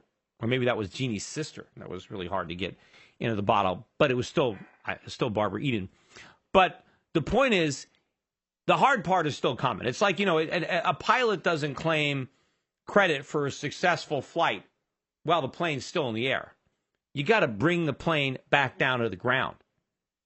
And I don't care how smooth the flight is, how nice your seat is, how good the meal is, how good the movie is, how few bumpy it is, if there's not a lot of turbulence. If that plane crashes, nothing else matters. It is not a successful flight, right?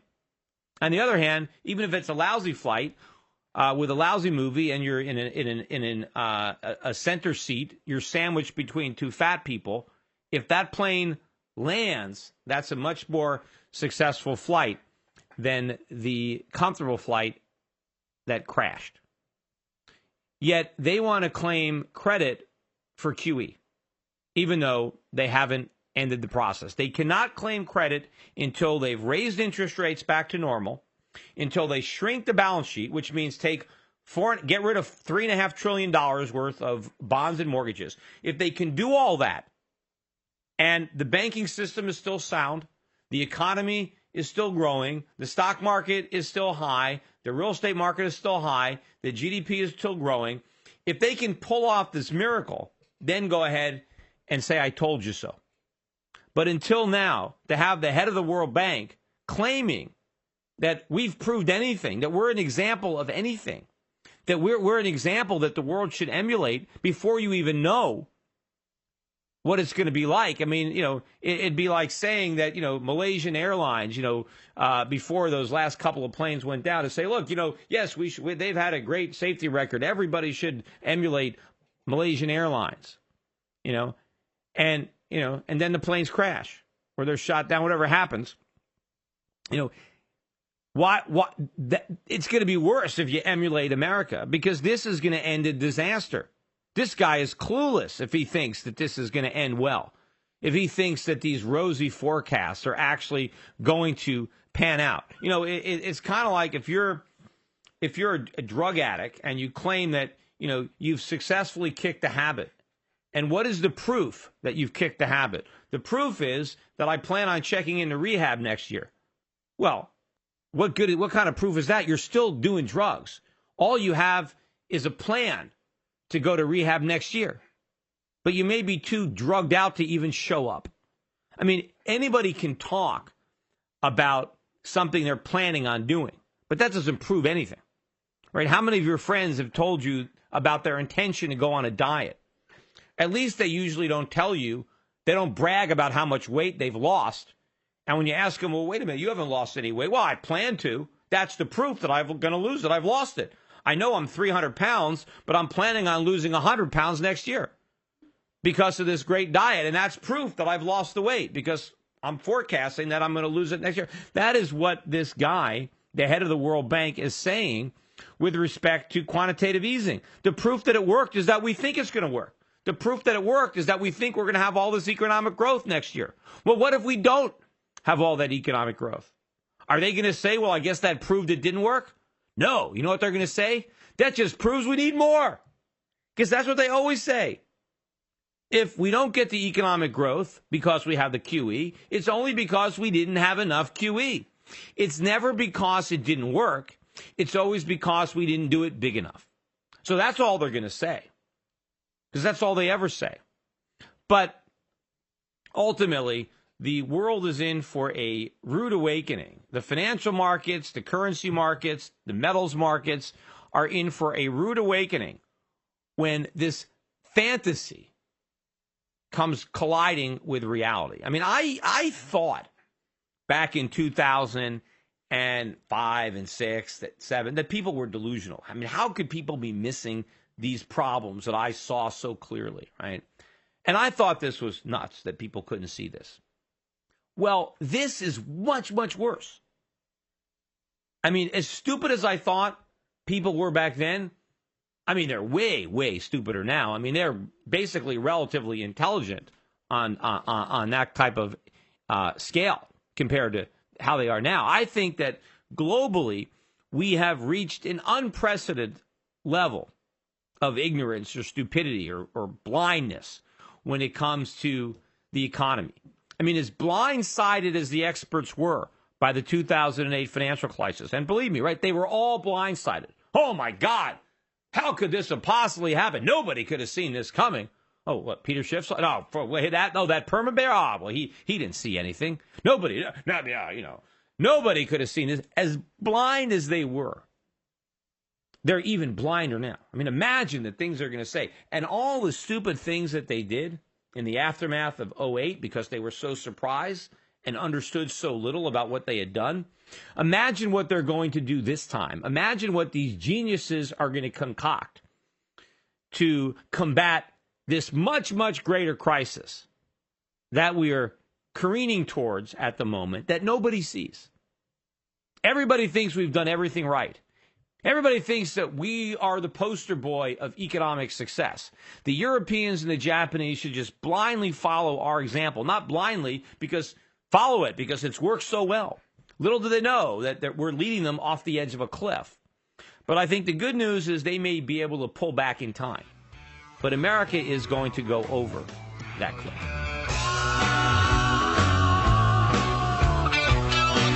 The Peter Schiff Show.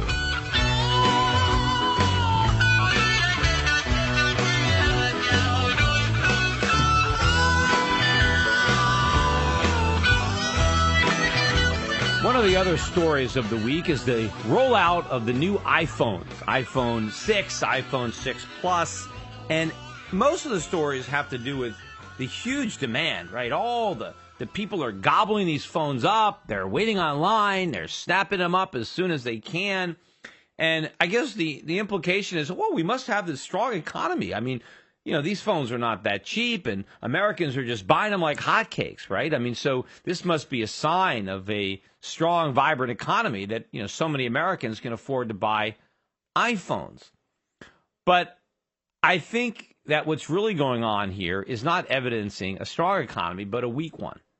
You see, I think a lot of the iPhones that are being purchased, maybe even the majority, are being purchased not by Americans who have extra cash and they want to just buy the latest gadget, but they're being purchased by Americans who need cash and who are only buying these phones to turn around and resell them at a profit. You see, the iPhone was not launched in China, and it's not expected to be available for another several months in mainland China. They're in Hong Kong, by the way, but they're not in mainland China. And so I've read that phones are selling in China illegally for as much as 10 times what they're selling for in the United States. So in other words, a iPhone 6, maybe a basic model that goes for $300 here, is going for $3,000 in China. And so what's happening is that Americans who really have nothing better to do because they're unemployed are waiting in long lines, some of them spending the night in line, to buy an iPhone or two that they can turn around and sell. Now, I don't know if those people are directly selling them in China or whether there's 2 or 3 middlemen involved or who's buying them up, but the phones are not being activated. They're not tied to a contract. They're just being purchased, and they're being flipped. And I even read an article here in Connecticut. A guy came from New York, drove all the way from the city out to New Haven to wait in a long line to buy an iPhone, and they got in a fist fight with somebody else, I guess, who was also waiting in the same long line to buy one of these iPhones, neither of which were going to be used. So the people who are waiting in line to buy these iPhones have no intention to use the iPhone. They're only waiting in line because they want to make money. I mean, who's going to wait in line? Look, I got an iPhone 5. I'm thinking about buying an iPhone 6, but I'm not going to wait in line to buy one. I think I can make do with my iPhone 5 for a few weeks until the lines go away. I mean, I'm not in such a rush. I mean, I've been using this iPhone 5 for a while now. A few more weeks aren't going to kill me. The people who are waiting in line, sleeping in line, driving for hours to get iPhones, it's because they're that desperate for the money. They want to make the few $100s that they can make flipping their iPhone to somebody who's going to smuggle it in to China. And so this is where all the sales are coming from. It's not that there's so many Americans that can afford these iPhones. It's that they're so broke and they have nothing else to do. When you're unemployed and you're not working at all during the day, you can afford to spend hours online so that you can get a phone to sell it to somebody in China who can actually afford it. But think about this. Think about the Chinese for a second.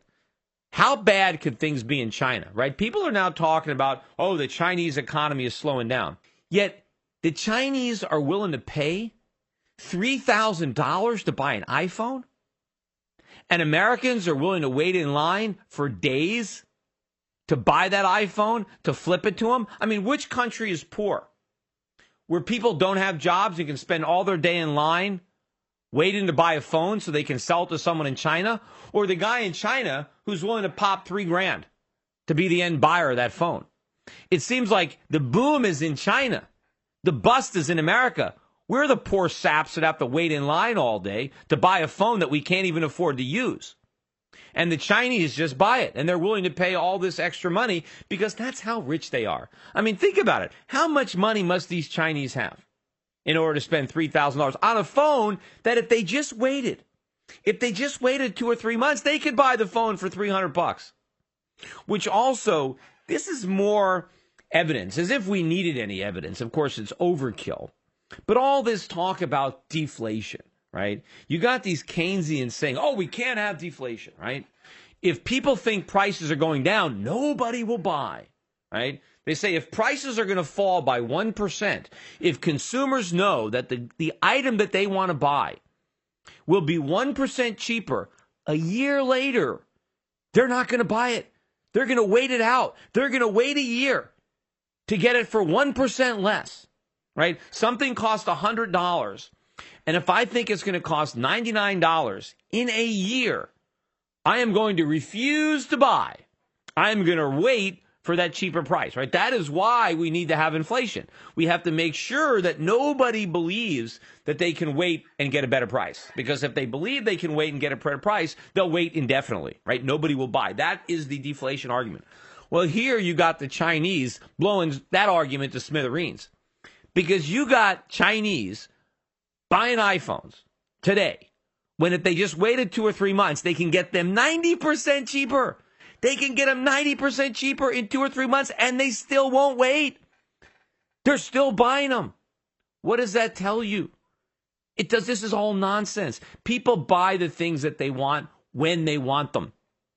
The only reason they wait. Now, there are some people in China who are not buying these phones for $3,000. Why? Because they want to wait for the lower price. But the people who can afford it, they're buying it because they want it now. There are people in China, I guess for the status, they want to be the first one to have that iPhone. And they don't care that it costs $3,000, right? They don't want to wait a few weeks, couple of months, and buy it for $300 because then everybody will have one. They want to be the very first one. They want to show their friends their big screen iPhone. And they've got the money to do it. They've got the money to do it. I have no idea how much money they have because there's no way I would spend $3,000. I mean, I'm not poor. I'm not a billionaire, but I mean, I'm all right. There is no way I would spend $3,000 for one of those iPhones, especially if I knew I could wait a couple of months and get it for $300, right? Why on earth would I, but how much money must these guys have that they're willing to do that? It's either they have so much money and they're so confident in their ability to keep earning money, right? Because, you have to be pretty confident in the future to be willing to blow so much money. And, the Chinese that are paying $3,000 for these iPhones, they're not putting it on a credit card. They're paying cash. They got $3,000 cash. The average American probably doesn't even have $3,000 in total net worth. Yet you got all these Chinese blowing $3,000 cash on an iPhone that they can have for $300 if they just were patient for a couple of months. Whose economy is in trouble and whose economy is booming? Right? The Chinese economy. Now, I don't know, why Apple has this marketing strategy. I mean, look how much money Apple is leaving on the table because when someone in China is paying $3,000 for an iPhone, Apple's not getting that money. There's all these middlemen that are getting this money, but Apple shareholders aren't getting a nickel of that.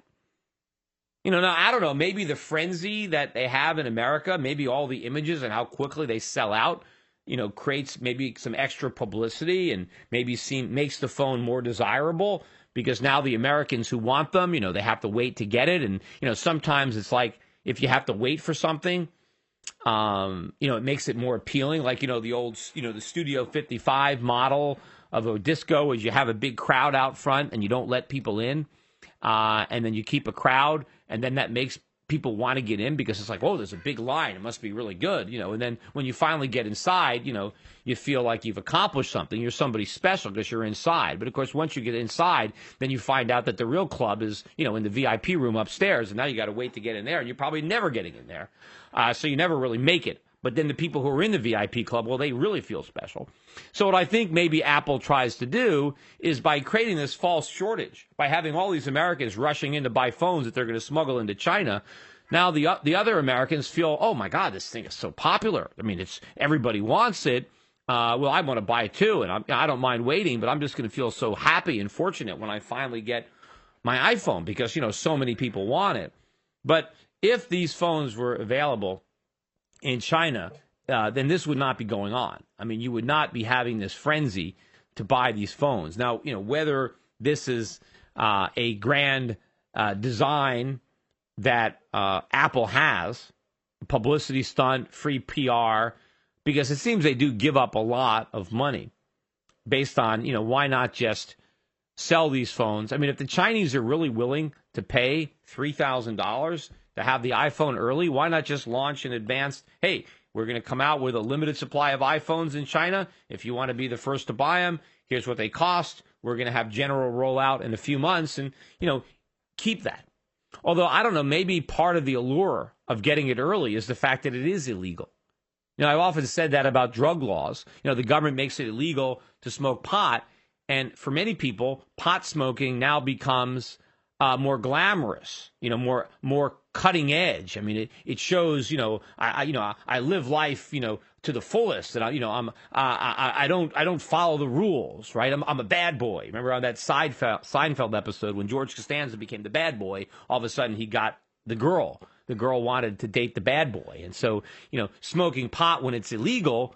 Well, I mean, it's your bad boy. You're on the edge. It's dangerous. It's exciting, right? If you remember during Prohibition, or nobody remembers, but during Prohibition, the number of speakeasies which were created, and the speakeasies were the bars during Prohibition, but there were more speakeasies in New York when it was illegal to drink than there were bars when it was legal. So the minute the government made drinking illegal, it made it glamorous. It made it exciting. It added that extra edge of, the forbidden fruit, right? And so, you ended up getting more drinking, not less. Just like maybe making drugs illegal, in addition to giving you a lot more crime, actually gives you more drug use because you've glamorized using drugs because you've given it that forbidden fruit taste. Well, maybe that's what's going on in China with the iPhone. Maybe because it's, people know they're not supposed to have it, that you have to buy it illegally. Maybe that's what makes people want them all the more. Hey, I've got connections. You've got the brand new iPhone. But the bottom line is the Chinese can blow this money because that's how strong that economy is. Anyone's going to tell you, China's weak, China's having a problem. They are snapping these things up like hotcakes at $3,000 a pop. How bad can it be? Meanwhile, here in America, we've got so many people without jobs that they can spend a Monday and a Tuesday on long lines, because they don't have a job, right? They don't have to show up for work. They can just stand on a line at a store that sells iPhones and buy one or two iPhones and spend their whole day doing it or their whole night. And then they don't even get the benefit of using the iPhone. They get the cash. It's the Chinese who get to use that iPhone because they have the cash. They have more cash than they need. And Americans don't have the cash that they need. And they have plenty of time because they don't have the jobs that they need. China, they have the jobs. That's why they have the cash to buy the iPhones. So it's not about a vibrant U.S. economy. With all these stories about all these iPhones being bought, it's all about the boom in China, the economic growth in China. None of it evidences a strong U.S. economy. In fact, as I said at the beginning, it simply evidences a weak U.S. economy where so many Americans have nothing better to do with their time than to wait on lines to buy iPhones for the Chinese and make a few $100 tip, right, is really what they're making in the process. The Peter Schiff Show.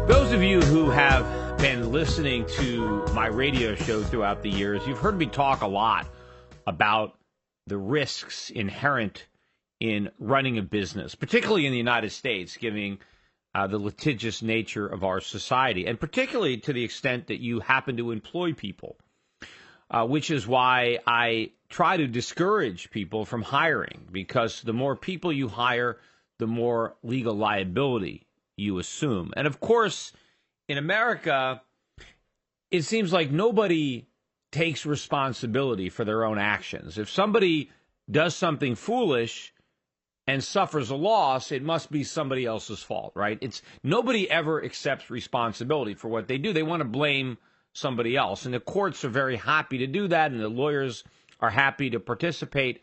And of course, the person or entity that gets the blame the most is the company, right?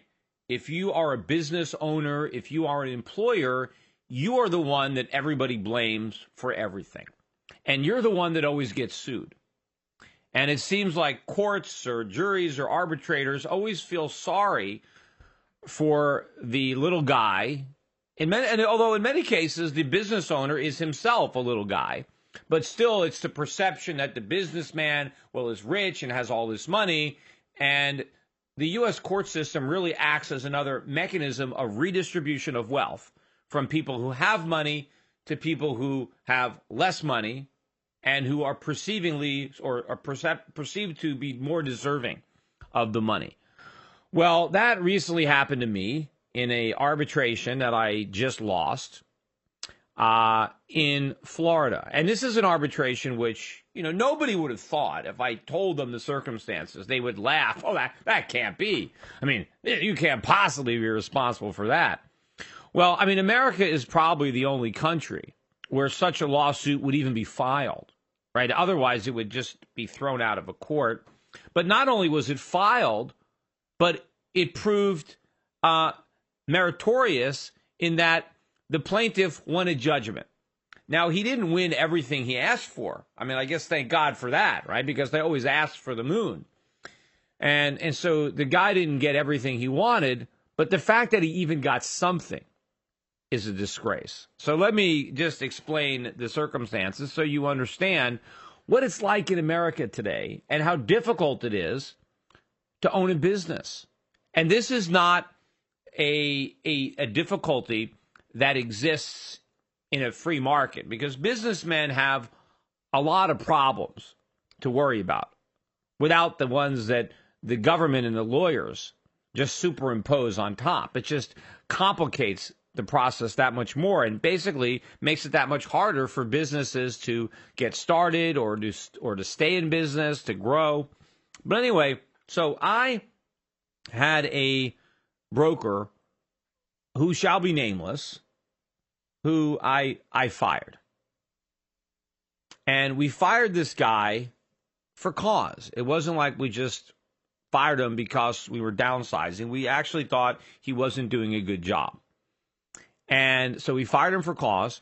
And on the U5, which is a form that the brokerage firms are required to fill out and file when they terminate a broker, if you terminate somebody for cause, you are supposed to put it on this form so that it's on this broker's record so that future employers, future brokerage firms, or future customers will have a record of this person's conduct at a prior firm, so because that would be relevant in their decision making as to whether or not they want to hire this broker, or for customers, whether or not they want to do business with the broker. So we put on the form, we let him go, and we said that we thought he didn't always have the customer's best interest at heart, and so we terminated him. The accounts were reassigned to different brokers throughout the firm, which is often the case. A broker leaves and the accounts are reassigned. Now, unbeknownst to us, this broker contacted this individual about a year after he was no longer working for me and convinced this individual to invest $200,000 with him.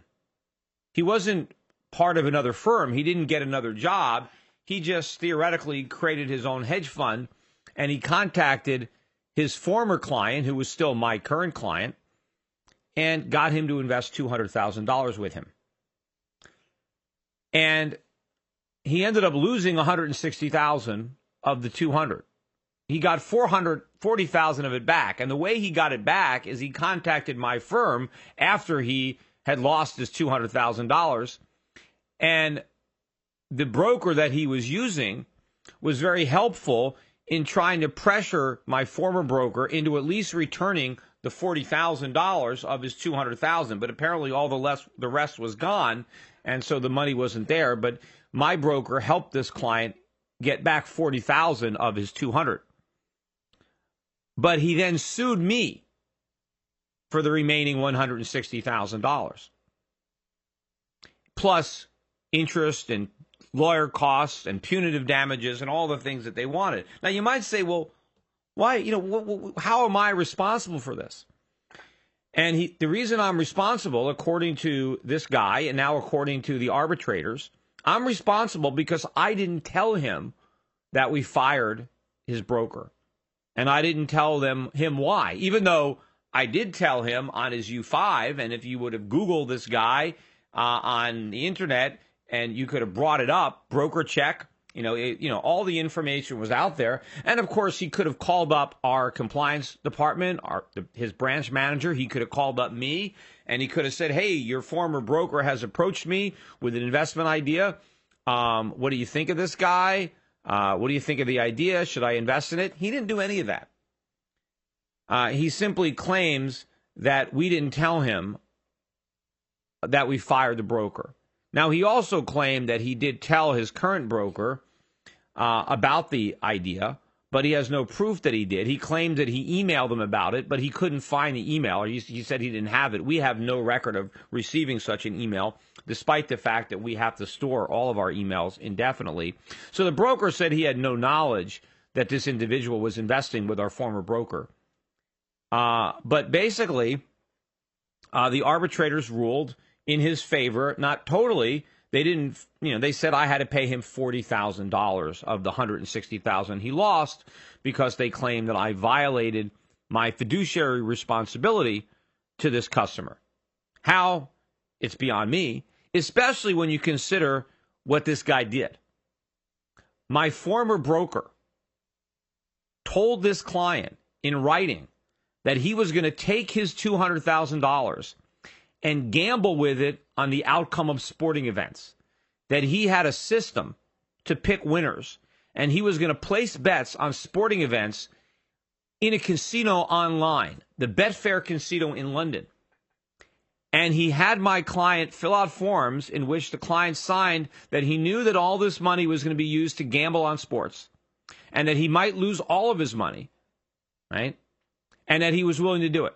The guy was dumb enough to do that, and it's my fault that he lost $160,000. And he claims that, well, if I only would have told him that we fired this broker, that he would not have given him the $200,000 to gamble with. But because he was under the false impression that the broker quit, well, he felt totally comfortable in giving him $200,000 to gamble with. Although, according to this guy, even though he signed these forms that specifically said all the money was to be used to fund gambling, he said he had no idea that the money was going to be used for gambling. He thought it was going to be used in a hedge fund that had certain kinds of low-risk algorithms, or I don't know what he was saying. But I said, but wait a minute, that's not what you signed. And he said, well, I didn't read any of the documents that I signed, even though he signed and initialed in multiple places. So here you have a educated adult, intelligent guy who knowingly signs documents that he did not even read and sends a guy $200,000 to invest, even though he's gambling with the money, but he doesn't know he's gambling with it because he never read the forms that he signed. I have no idea that any of this is going on, yet I am responsible for his losses. On what legal principle? Well, I am a business owner, and I employed the person who he was dumb enough to give money to gamble with. And that is the nexus, that I was the employee. You see, there is no rule, no brokerage firm in the country, when they fire a broker, do they pick up the phone and call every client of that broker to inform them that they fired the broker and to go over the reasons for the termination, right? What they do is they just fire the broker and they reassign the accounts. And then, of course, there's a new broker. And when this account was reassigned, and when the client asked the broker, oh, what happened to my last broker? He was told he's no longer with the firm. That's all he was told. I'm your new broker. Your old broker is no longer with the firm. Let me introduce myself, and that's it. He didn't say anything negative about the old broker. That had been our standard operating procedure. We don't say negative things about people we terminate. I mean, also, you don't want to be sued by your ex-employees for, disparaging them, defaming them. But the client knows that the broker is no longer with us, and he has a new representative. But nobody, there is no requirement. All our requirement is to note the reasons for the termination. Now, the interesting thing is the guy who was, of course, represented by an attorney, in his lawsuit against me, they cite all sorts of precedents that they claim shows that we had this duty that we breached. But all of the precedents that they show are cases when firms fired brokers for cause, but who did not put that on the U5, meaning that a broker did a bad thing, and when they fired him, they didn't put that bad thing on the U5. And so now you have a customer who claims that, well, I looked at the U5, and there was nothing negative there, and so I trusted this guy. And had you done your job and put the negative information that you are required to put on that U5, had you put it there, well, then I never would have invested money with this individual and I wouldn't have lost it. But because you didn't do what you were supposed to do, I relied on that form and I lost money. Now, this is the stretch, but apparently the arbitrators, and there were 3 arbitrators, agreed in our case, we didn't omit anything from the U5. We put everything on the U5 that we were required to do. The problem is, this guy said that in addition to doing what we were required to do, we should have done another step. We should have called him up specifically to tell him that we fired this individual and why we fired him and what a bad person he was, so he would know never to do business with him again, so that if he did show up a year later asking him to give him money to gamble on sports, he would say, well, why would I let you gamble with my money? Because you were fired from Euro Pacific Capital. Of course, if he thought he quit Euro Pacific Capital, he's more than happy to give him $200,000 to gamble with. So, I did not have this duty, but now, of course, it has been fabricated. Now, I think what's going on here is you have a bunch of arbitrators who see, hey, here's a guy who lost some money. Here's a businessman. Here's a company that has employees, and it's a profitable company. Let's just take some money away from this company and give it to this guy who lost his money based on his own stupidity. Because who is dumb enough to sign forms without reading them? Who is dumb enough to give money to a guy to gamble on sports? One of the crazy things is I talked to this guy, and he said, well, the reason I trusted Paul so much is because I had done so well at your firm. The investments that he had recommended did really well, and so I just trusted him. I said, well, so because you did well with my firm, you took $200,000 out of your account with my firm and you sent it to your former broker who no longer worked for me? I mean, what does the one have to do with the other? And what does gambling on sports have to do with what his account was doing when it was with me? Absolutely nothing. I mean, I think they're grasping at straws. I mean, to be honest, I think even if we had done exactly what this guy claims we should have done, he still would have made the investment. The decision to make the investment was so stupid that I don't think anything that we could have told him would have changed his mind. Obviously, this broker completely won over this guy's confidence, and if we would have told him that he was fired, he would have had some explanation as to why it was all a misunderstanding and why he really didn't do anything wrong, and everything would have happened. And the guy still would have sued me, right? He would have come up with another thing that I supposedly did wrong.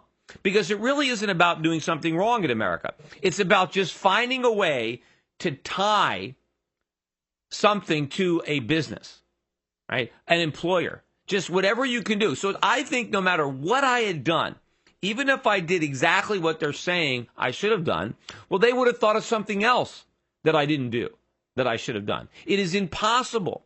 Basically, what it means is that if you are a brokerage firm, and one of your clients loses money, it doesn't even matter where that money is lost. He doesn't have to lose it at your firm. He doesn't have to lose it based on anything that you did. Right? He could just lose money. If he can somehow relate those losses to your firm, if he can create a nexus to a employee or a past employee. Remember, the guy didn't even work with me anymore. And I'm still responsible, which makes me a little bit nervous about this other case, I'm not going to settle it. I mean, I'm going to take this one to arbitration too. And by the way, not only did I have to write the $40,000 check, I had to pay about $7,000 in arbitration fees, and I had to pay for 3 round-trip air tickets from New York to Florida, and I had to pay for hotels. I had a lawyer. Fortunately, he's an in-house lawyer, so I didn't have to pay the legal bills, because if I had a lawyer, it would have cost me another $50,000. But I had my own lawyer, but I had to fly him down there, and I had to fly my compliance guy down there, and I had to fly a witness down there. But I got this other situation in California, which somebody is actually helping me. Listening to my radio show, when I talked about it on my radio show, I had an attorney in California felt bad for me and offered to help me out pro bono, which I appreciate very much. And this guy is being helpful, but I am not as optimistic on the outcome as I was before I got the results of this arbitration. Because this is another guy who invested money based on a tip that he got from a former employee. Again, it's a former employee. This guy I didn't fire. This guy quit.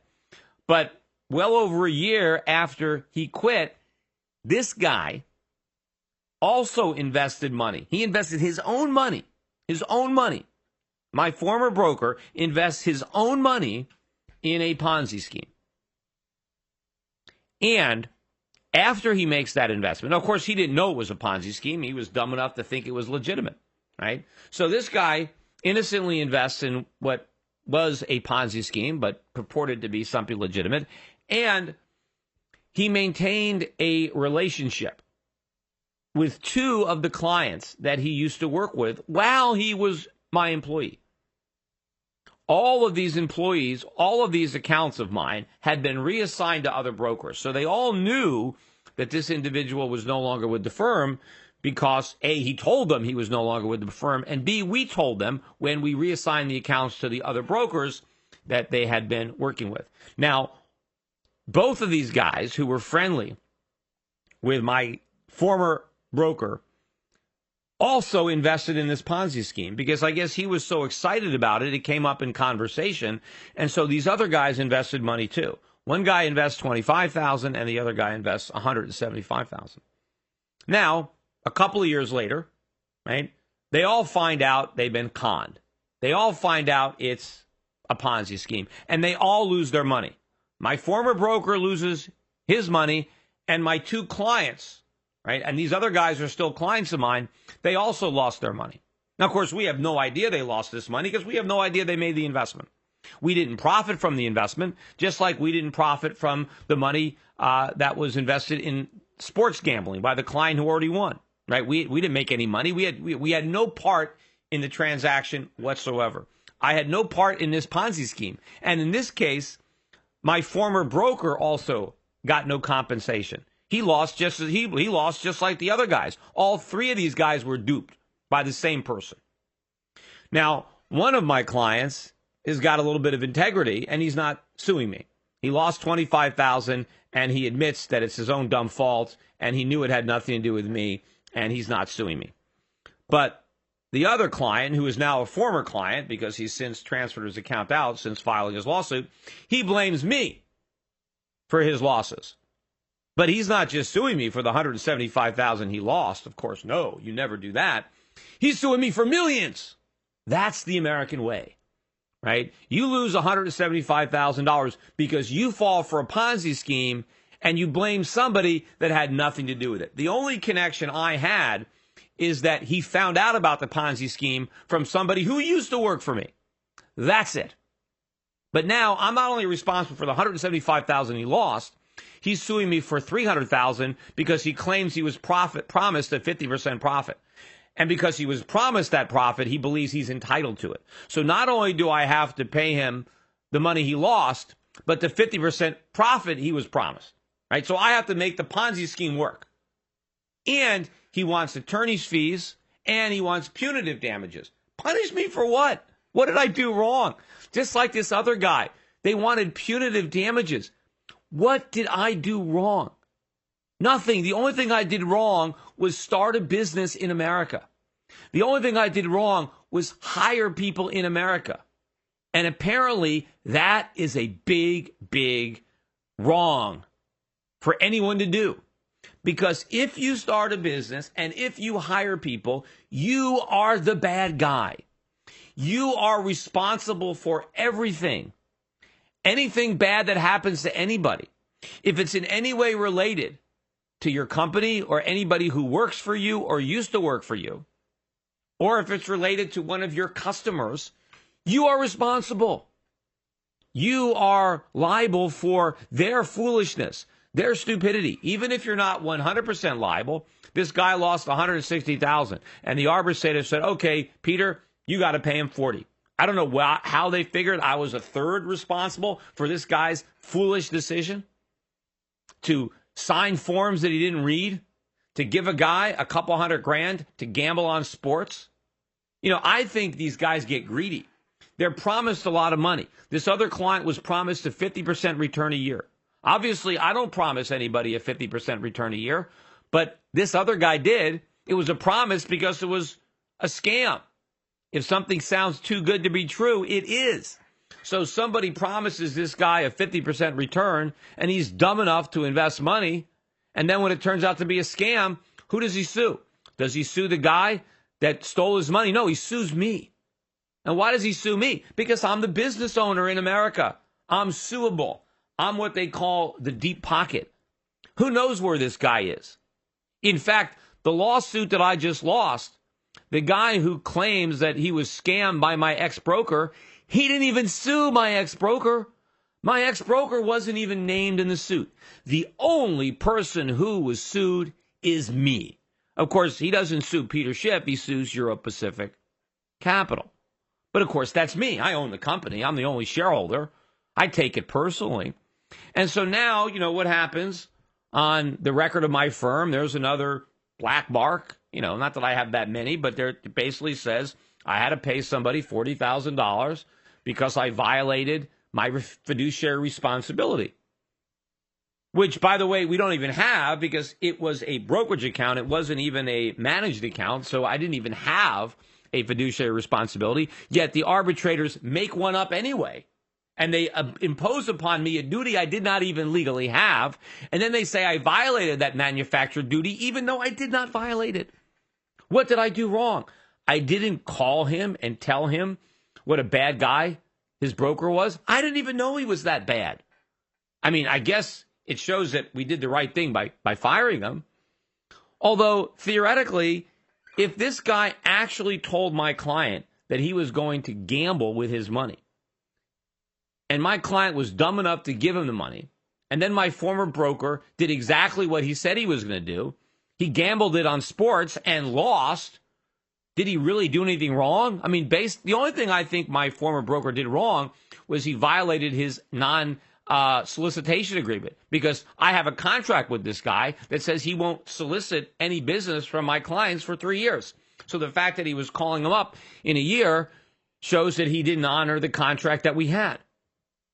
In fact, I believe that the real reason that this guy didn't say anything is that this broker told this guy, hey, don't mention anything about this to Euro Pacific because I signed a non-solicitation, and if they know I'm talking to you, then I'm going to get in trouble. So I think in order to protect this guy, he didn't mention anything about investing with him because he didn't want to get him in trouble because he liked him. And so that's why this happened. And so now, of course, in order to prevail in a lawsuit, well, people just lie. And of course, you know, when you lie, it doesn't matter. You can swear to tell the truth, and you're under oath, but big deal. I mean, there is no punishment for lying under oath in an arbitration. You can lie all you want. You can say anything you want. And then, of course, it's one person's word against another person's word. This guy even said under oath, he said, well, I sent an email. And we said, well, where is your copy? I destroyed it because I didn't want to get the broker in trouble. Yes, because, you know, he's not suing. There is a broker that he worked with that he claims he told he was going to make this investment. But is he suing that broker? No. The broker isn't named in the lawsuit. I'm the only one that he sees. I'm the only one that gets sued, not the broker that he theoretically told he was going to make this investment. And according to him, the broker said it sounded like a good investment. He said, it sounds interesting. Like he didn't try to talk him out of it. But when we asked him, well, can you give us a copy of the email? Oh, I destroyed it. Well, we don't have a copy of that email, right? We have all the emails ever sent by any client to any broker, and it doesn't exist. So it's obvious that he's lying, but it doesn't matter. You can lie all you want and still win because he still won. So either the arbitrators didn't think this guy was lying, even though it was quite obvious that he was, or they knew he was lying, but they didn't care. They still thought a liar deserved to get $40,000 of my money. And, of course, the irony of it is he's not even going to get $40,000 because the lawyers are going to take 40% for their contingency. So he's only going to get $24,000 minus his own share of some of the expenses. So maybe he's going to get $22,000. And, of course, it's going to cost me $50,000 for him to get the 22, right? The rest goes to the lawyers and the fees. But meanwhile, I think that I am a much bigger victim than this guy. See, this client of mine, former client, thinks that he was a victim, right? Because he thinks he got taken by this broker. But you know what? He's not the real victim. I'm the victim, right? I'm the victim because I had no choice in anything. I'm just the only innocent bystander. He made his own mistakes. He was foolish enough to gamble with the money, right? I'm the one who's been robbed. I'm the one who's had money stolen from him. I had no say in the matter. I had nothing to do with it, and I'm the one that ends up losing. Sure, he's got losses, but, he's responsible for those losses. But now I have losses that he's also responsible for. And you know what, though? It's not so much this guy that I'm mad at. It's the country that makes it possible. It's the legal system that makes it possible. Why do we even have a legal system so ridiculous that we do this to our businesses, that we do this to employers, that we impose these ridiculous standards?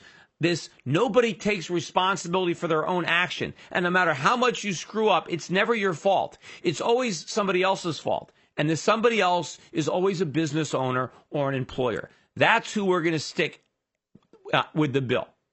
And it just, these are the reasons that people don't want to go into business. And there are so many firms out there. There are so many brokerage firms over the past several years that have gone out of business because they cannot withstand the cost of compliance and litigation. It is endless. It is endless. And, probably not a day doesn't go by where I don't think, when am I going to just stop? When am I going to get out of this business? When am I going to stop running a firm in the United States? Because it gets more and more difficult every day to operate a business profitably in America. And it's because of the government, the rules, the regulations, and the courts. And all of that is a function of government because it's the governments that are empowering the courts.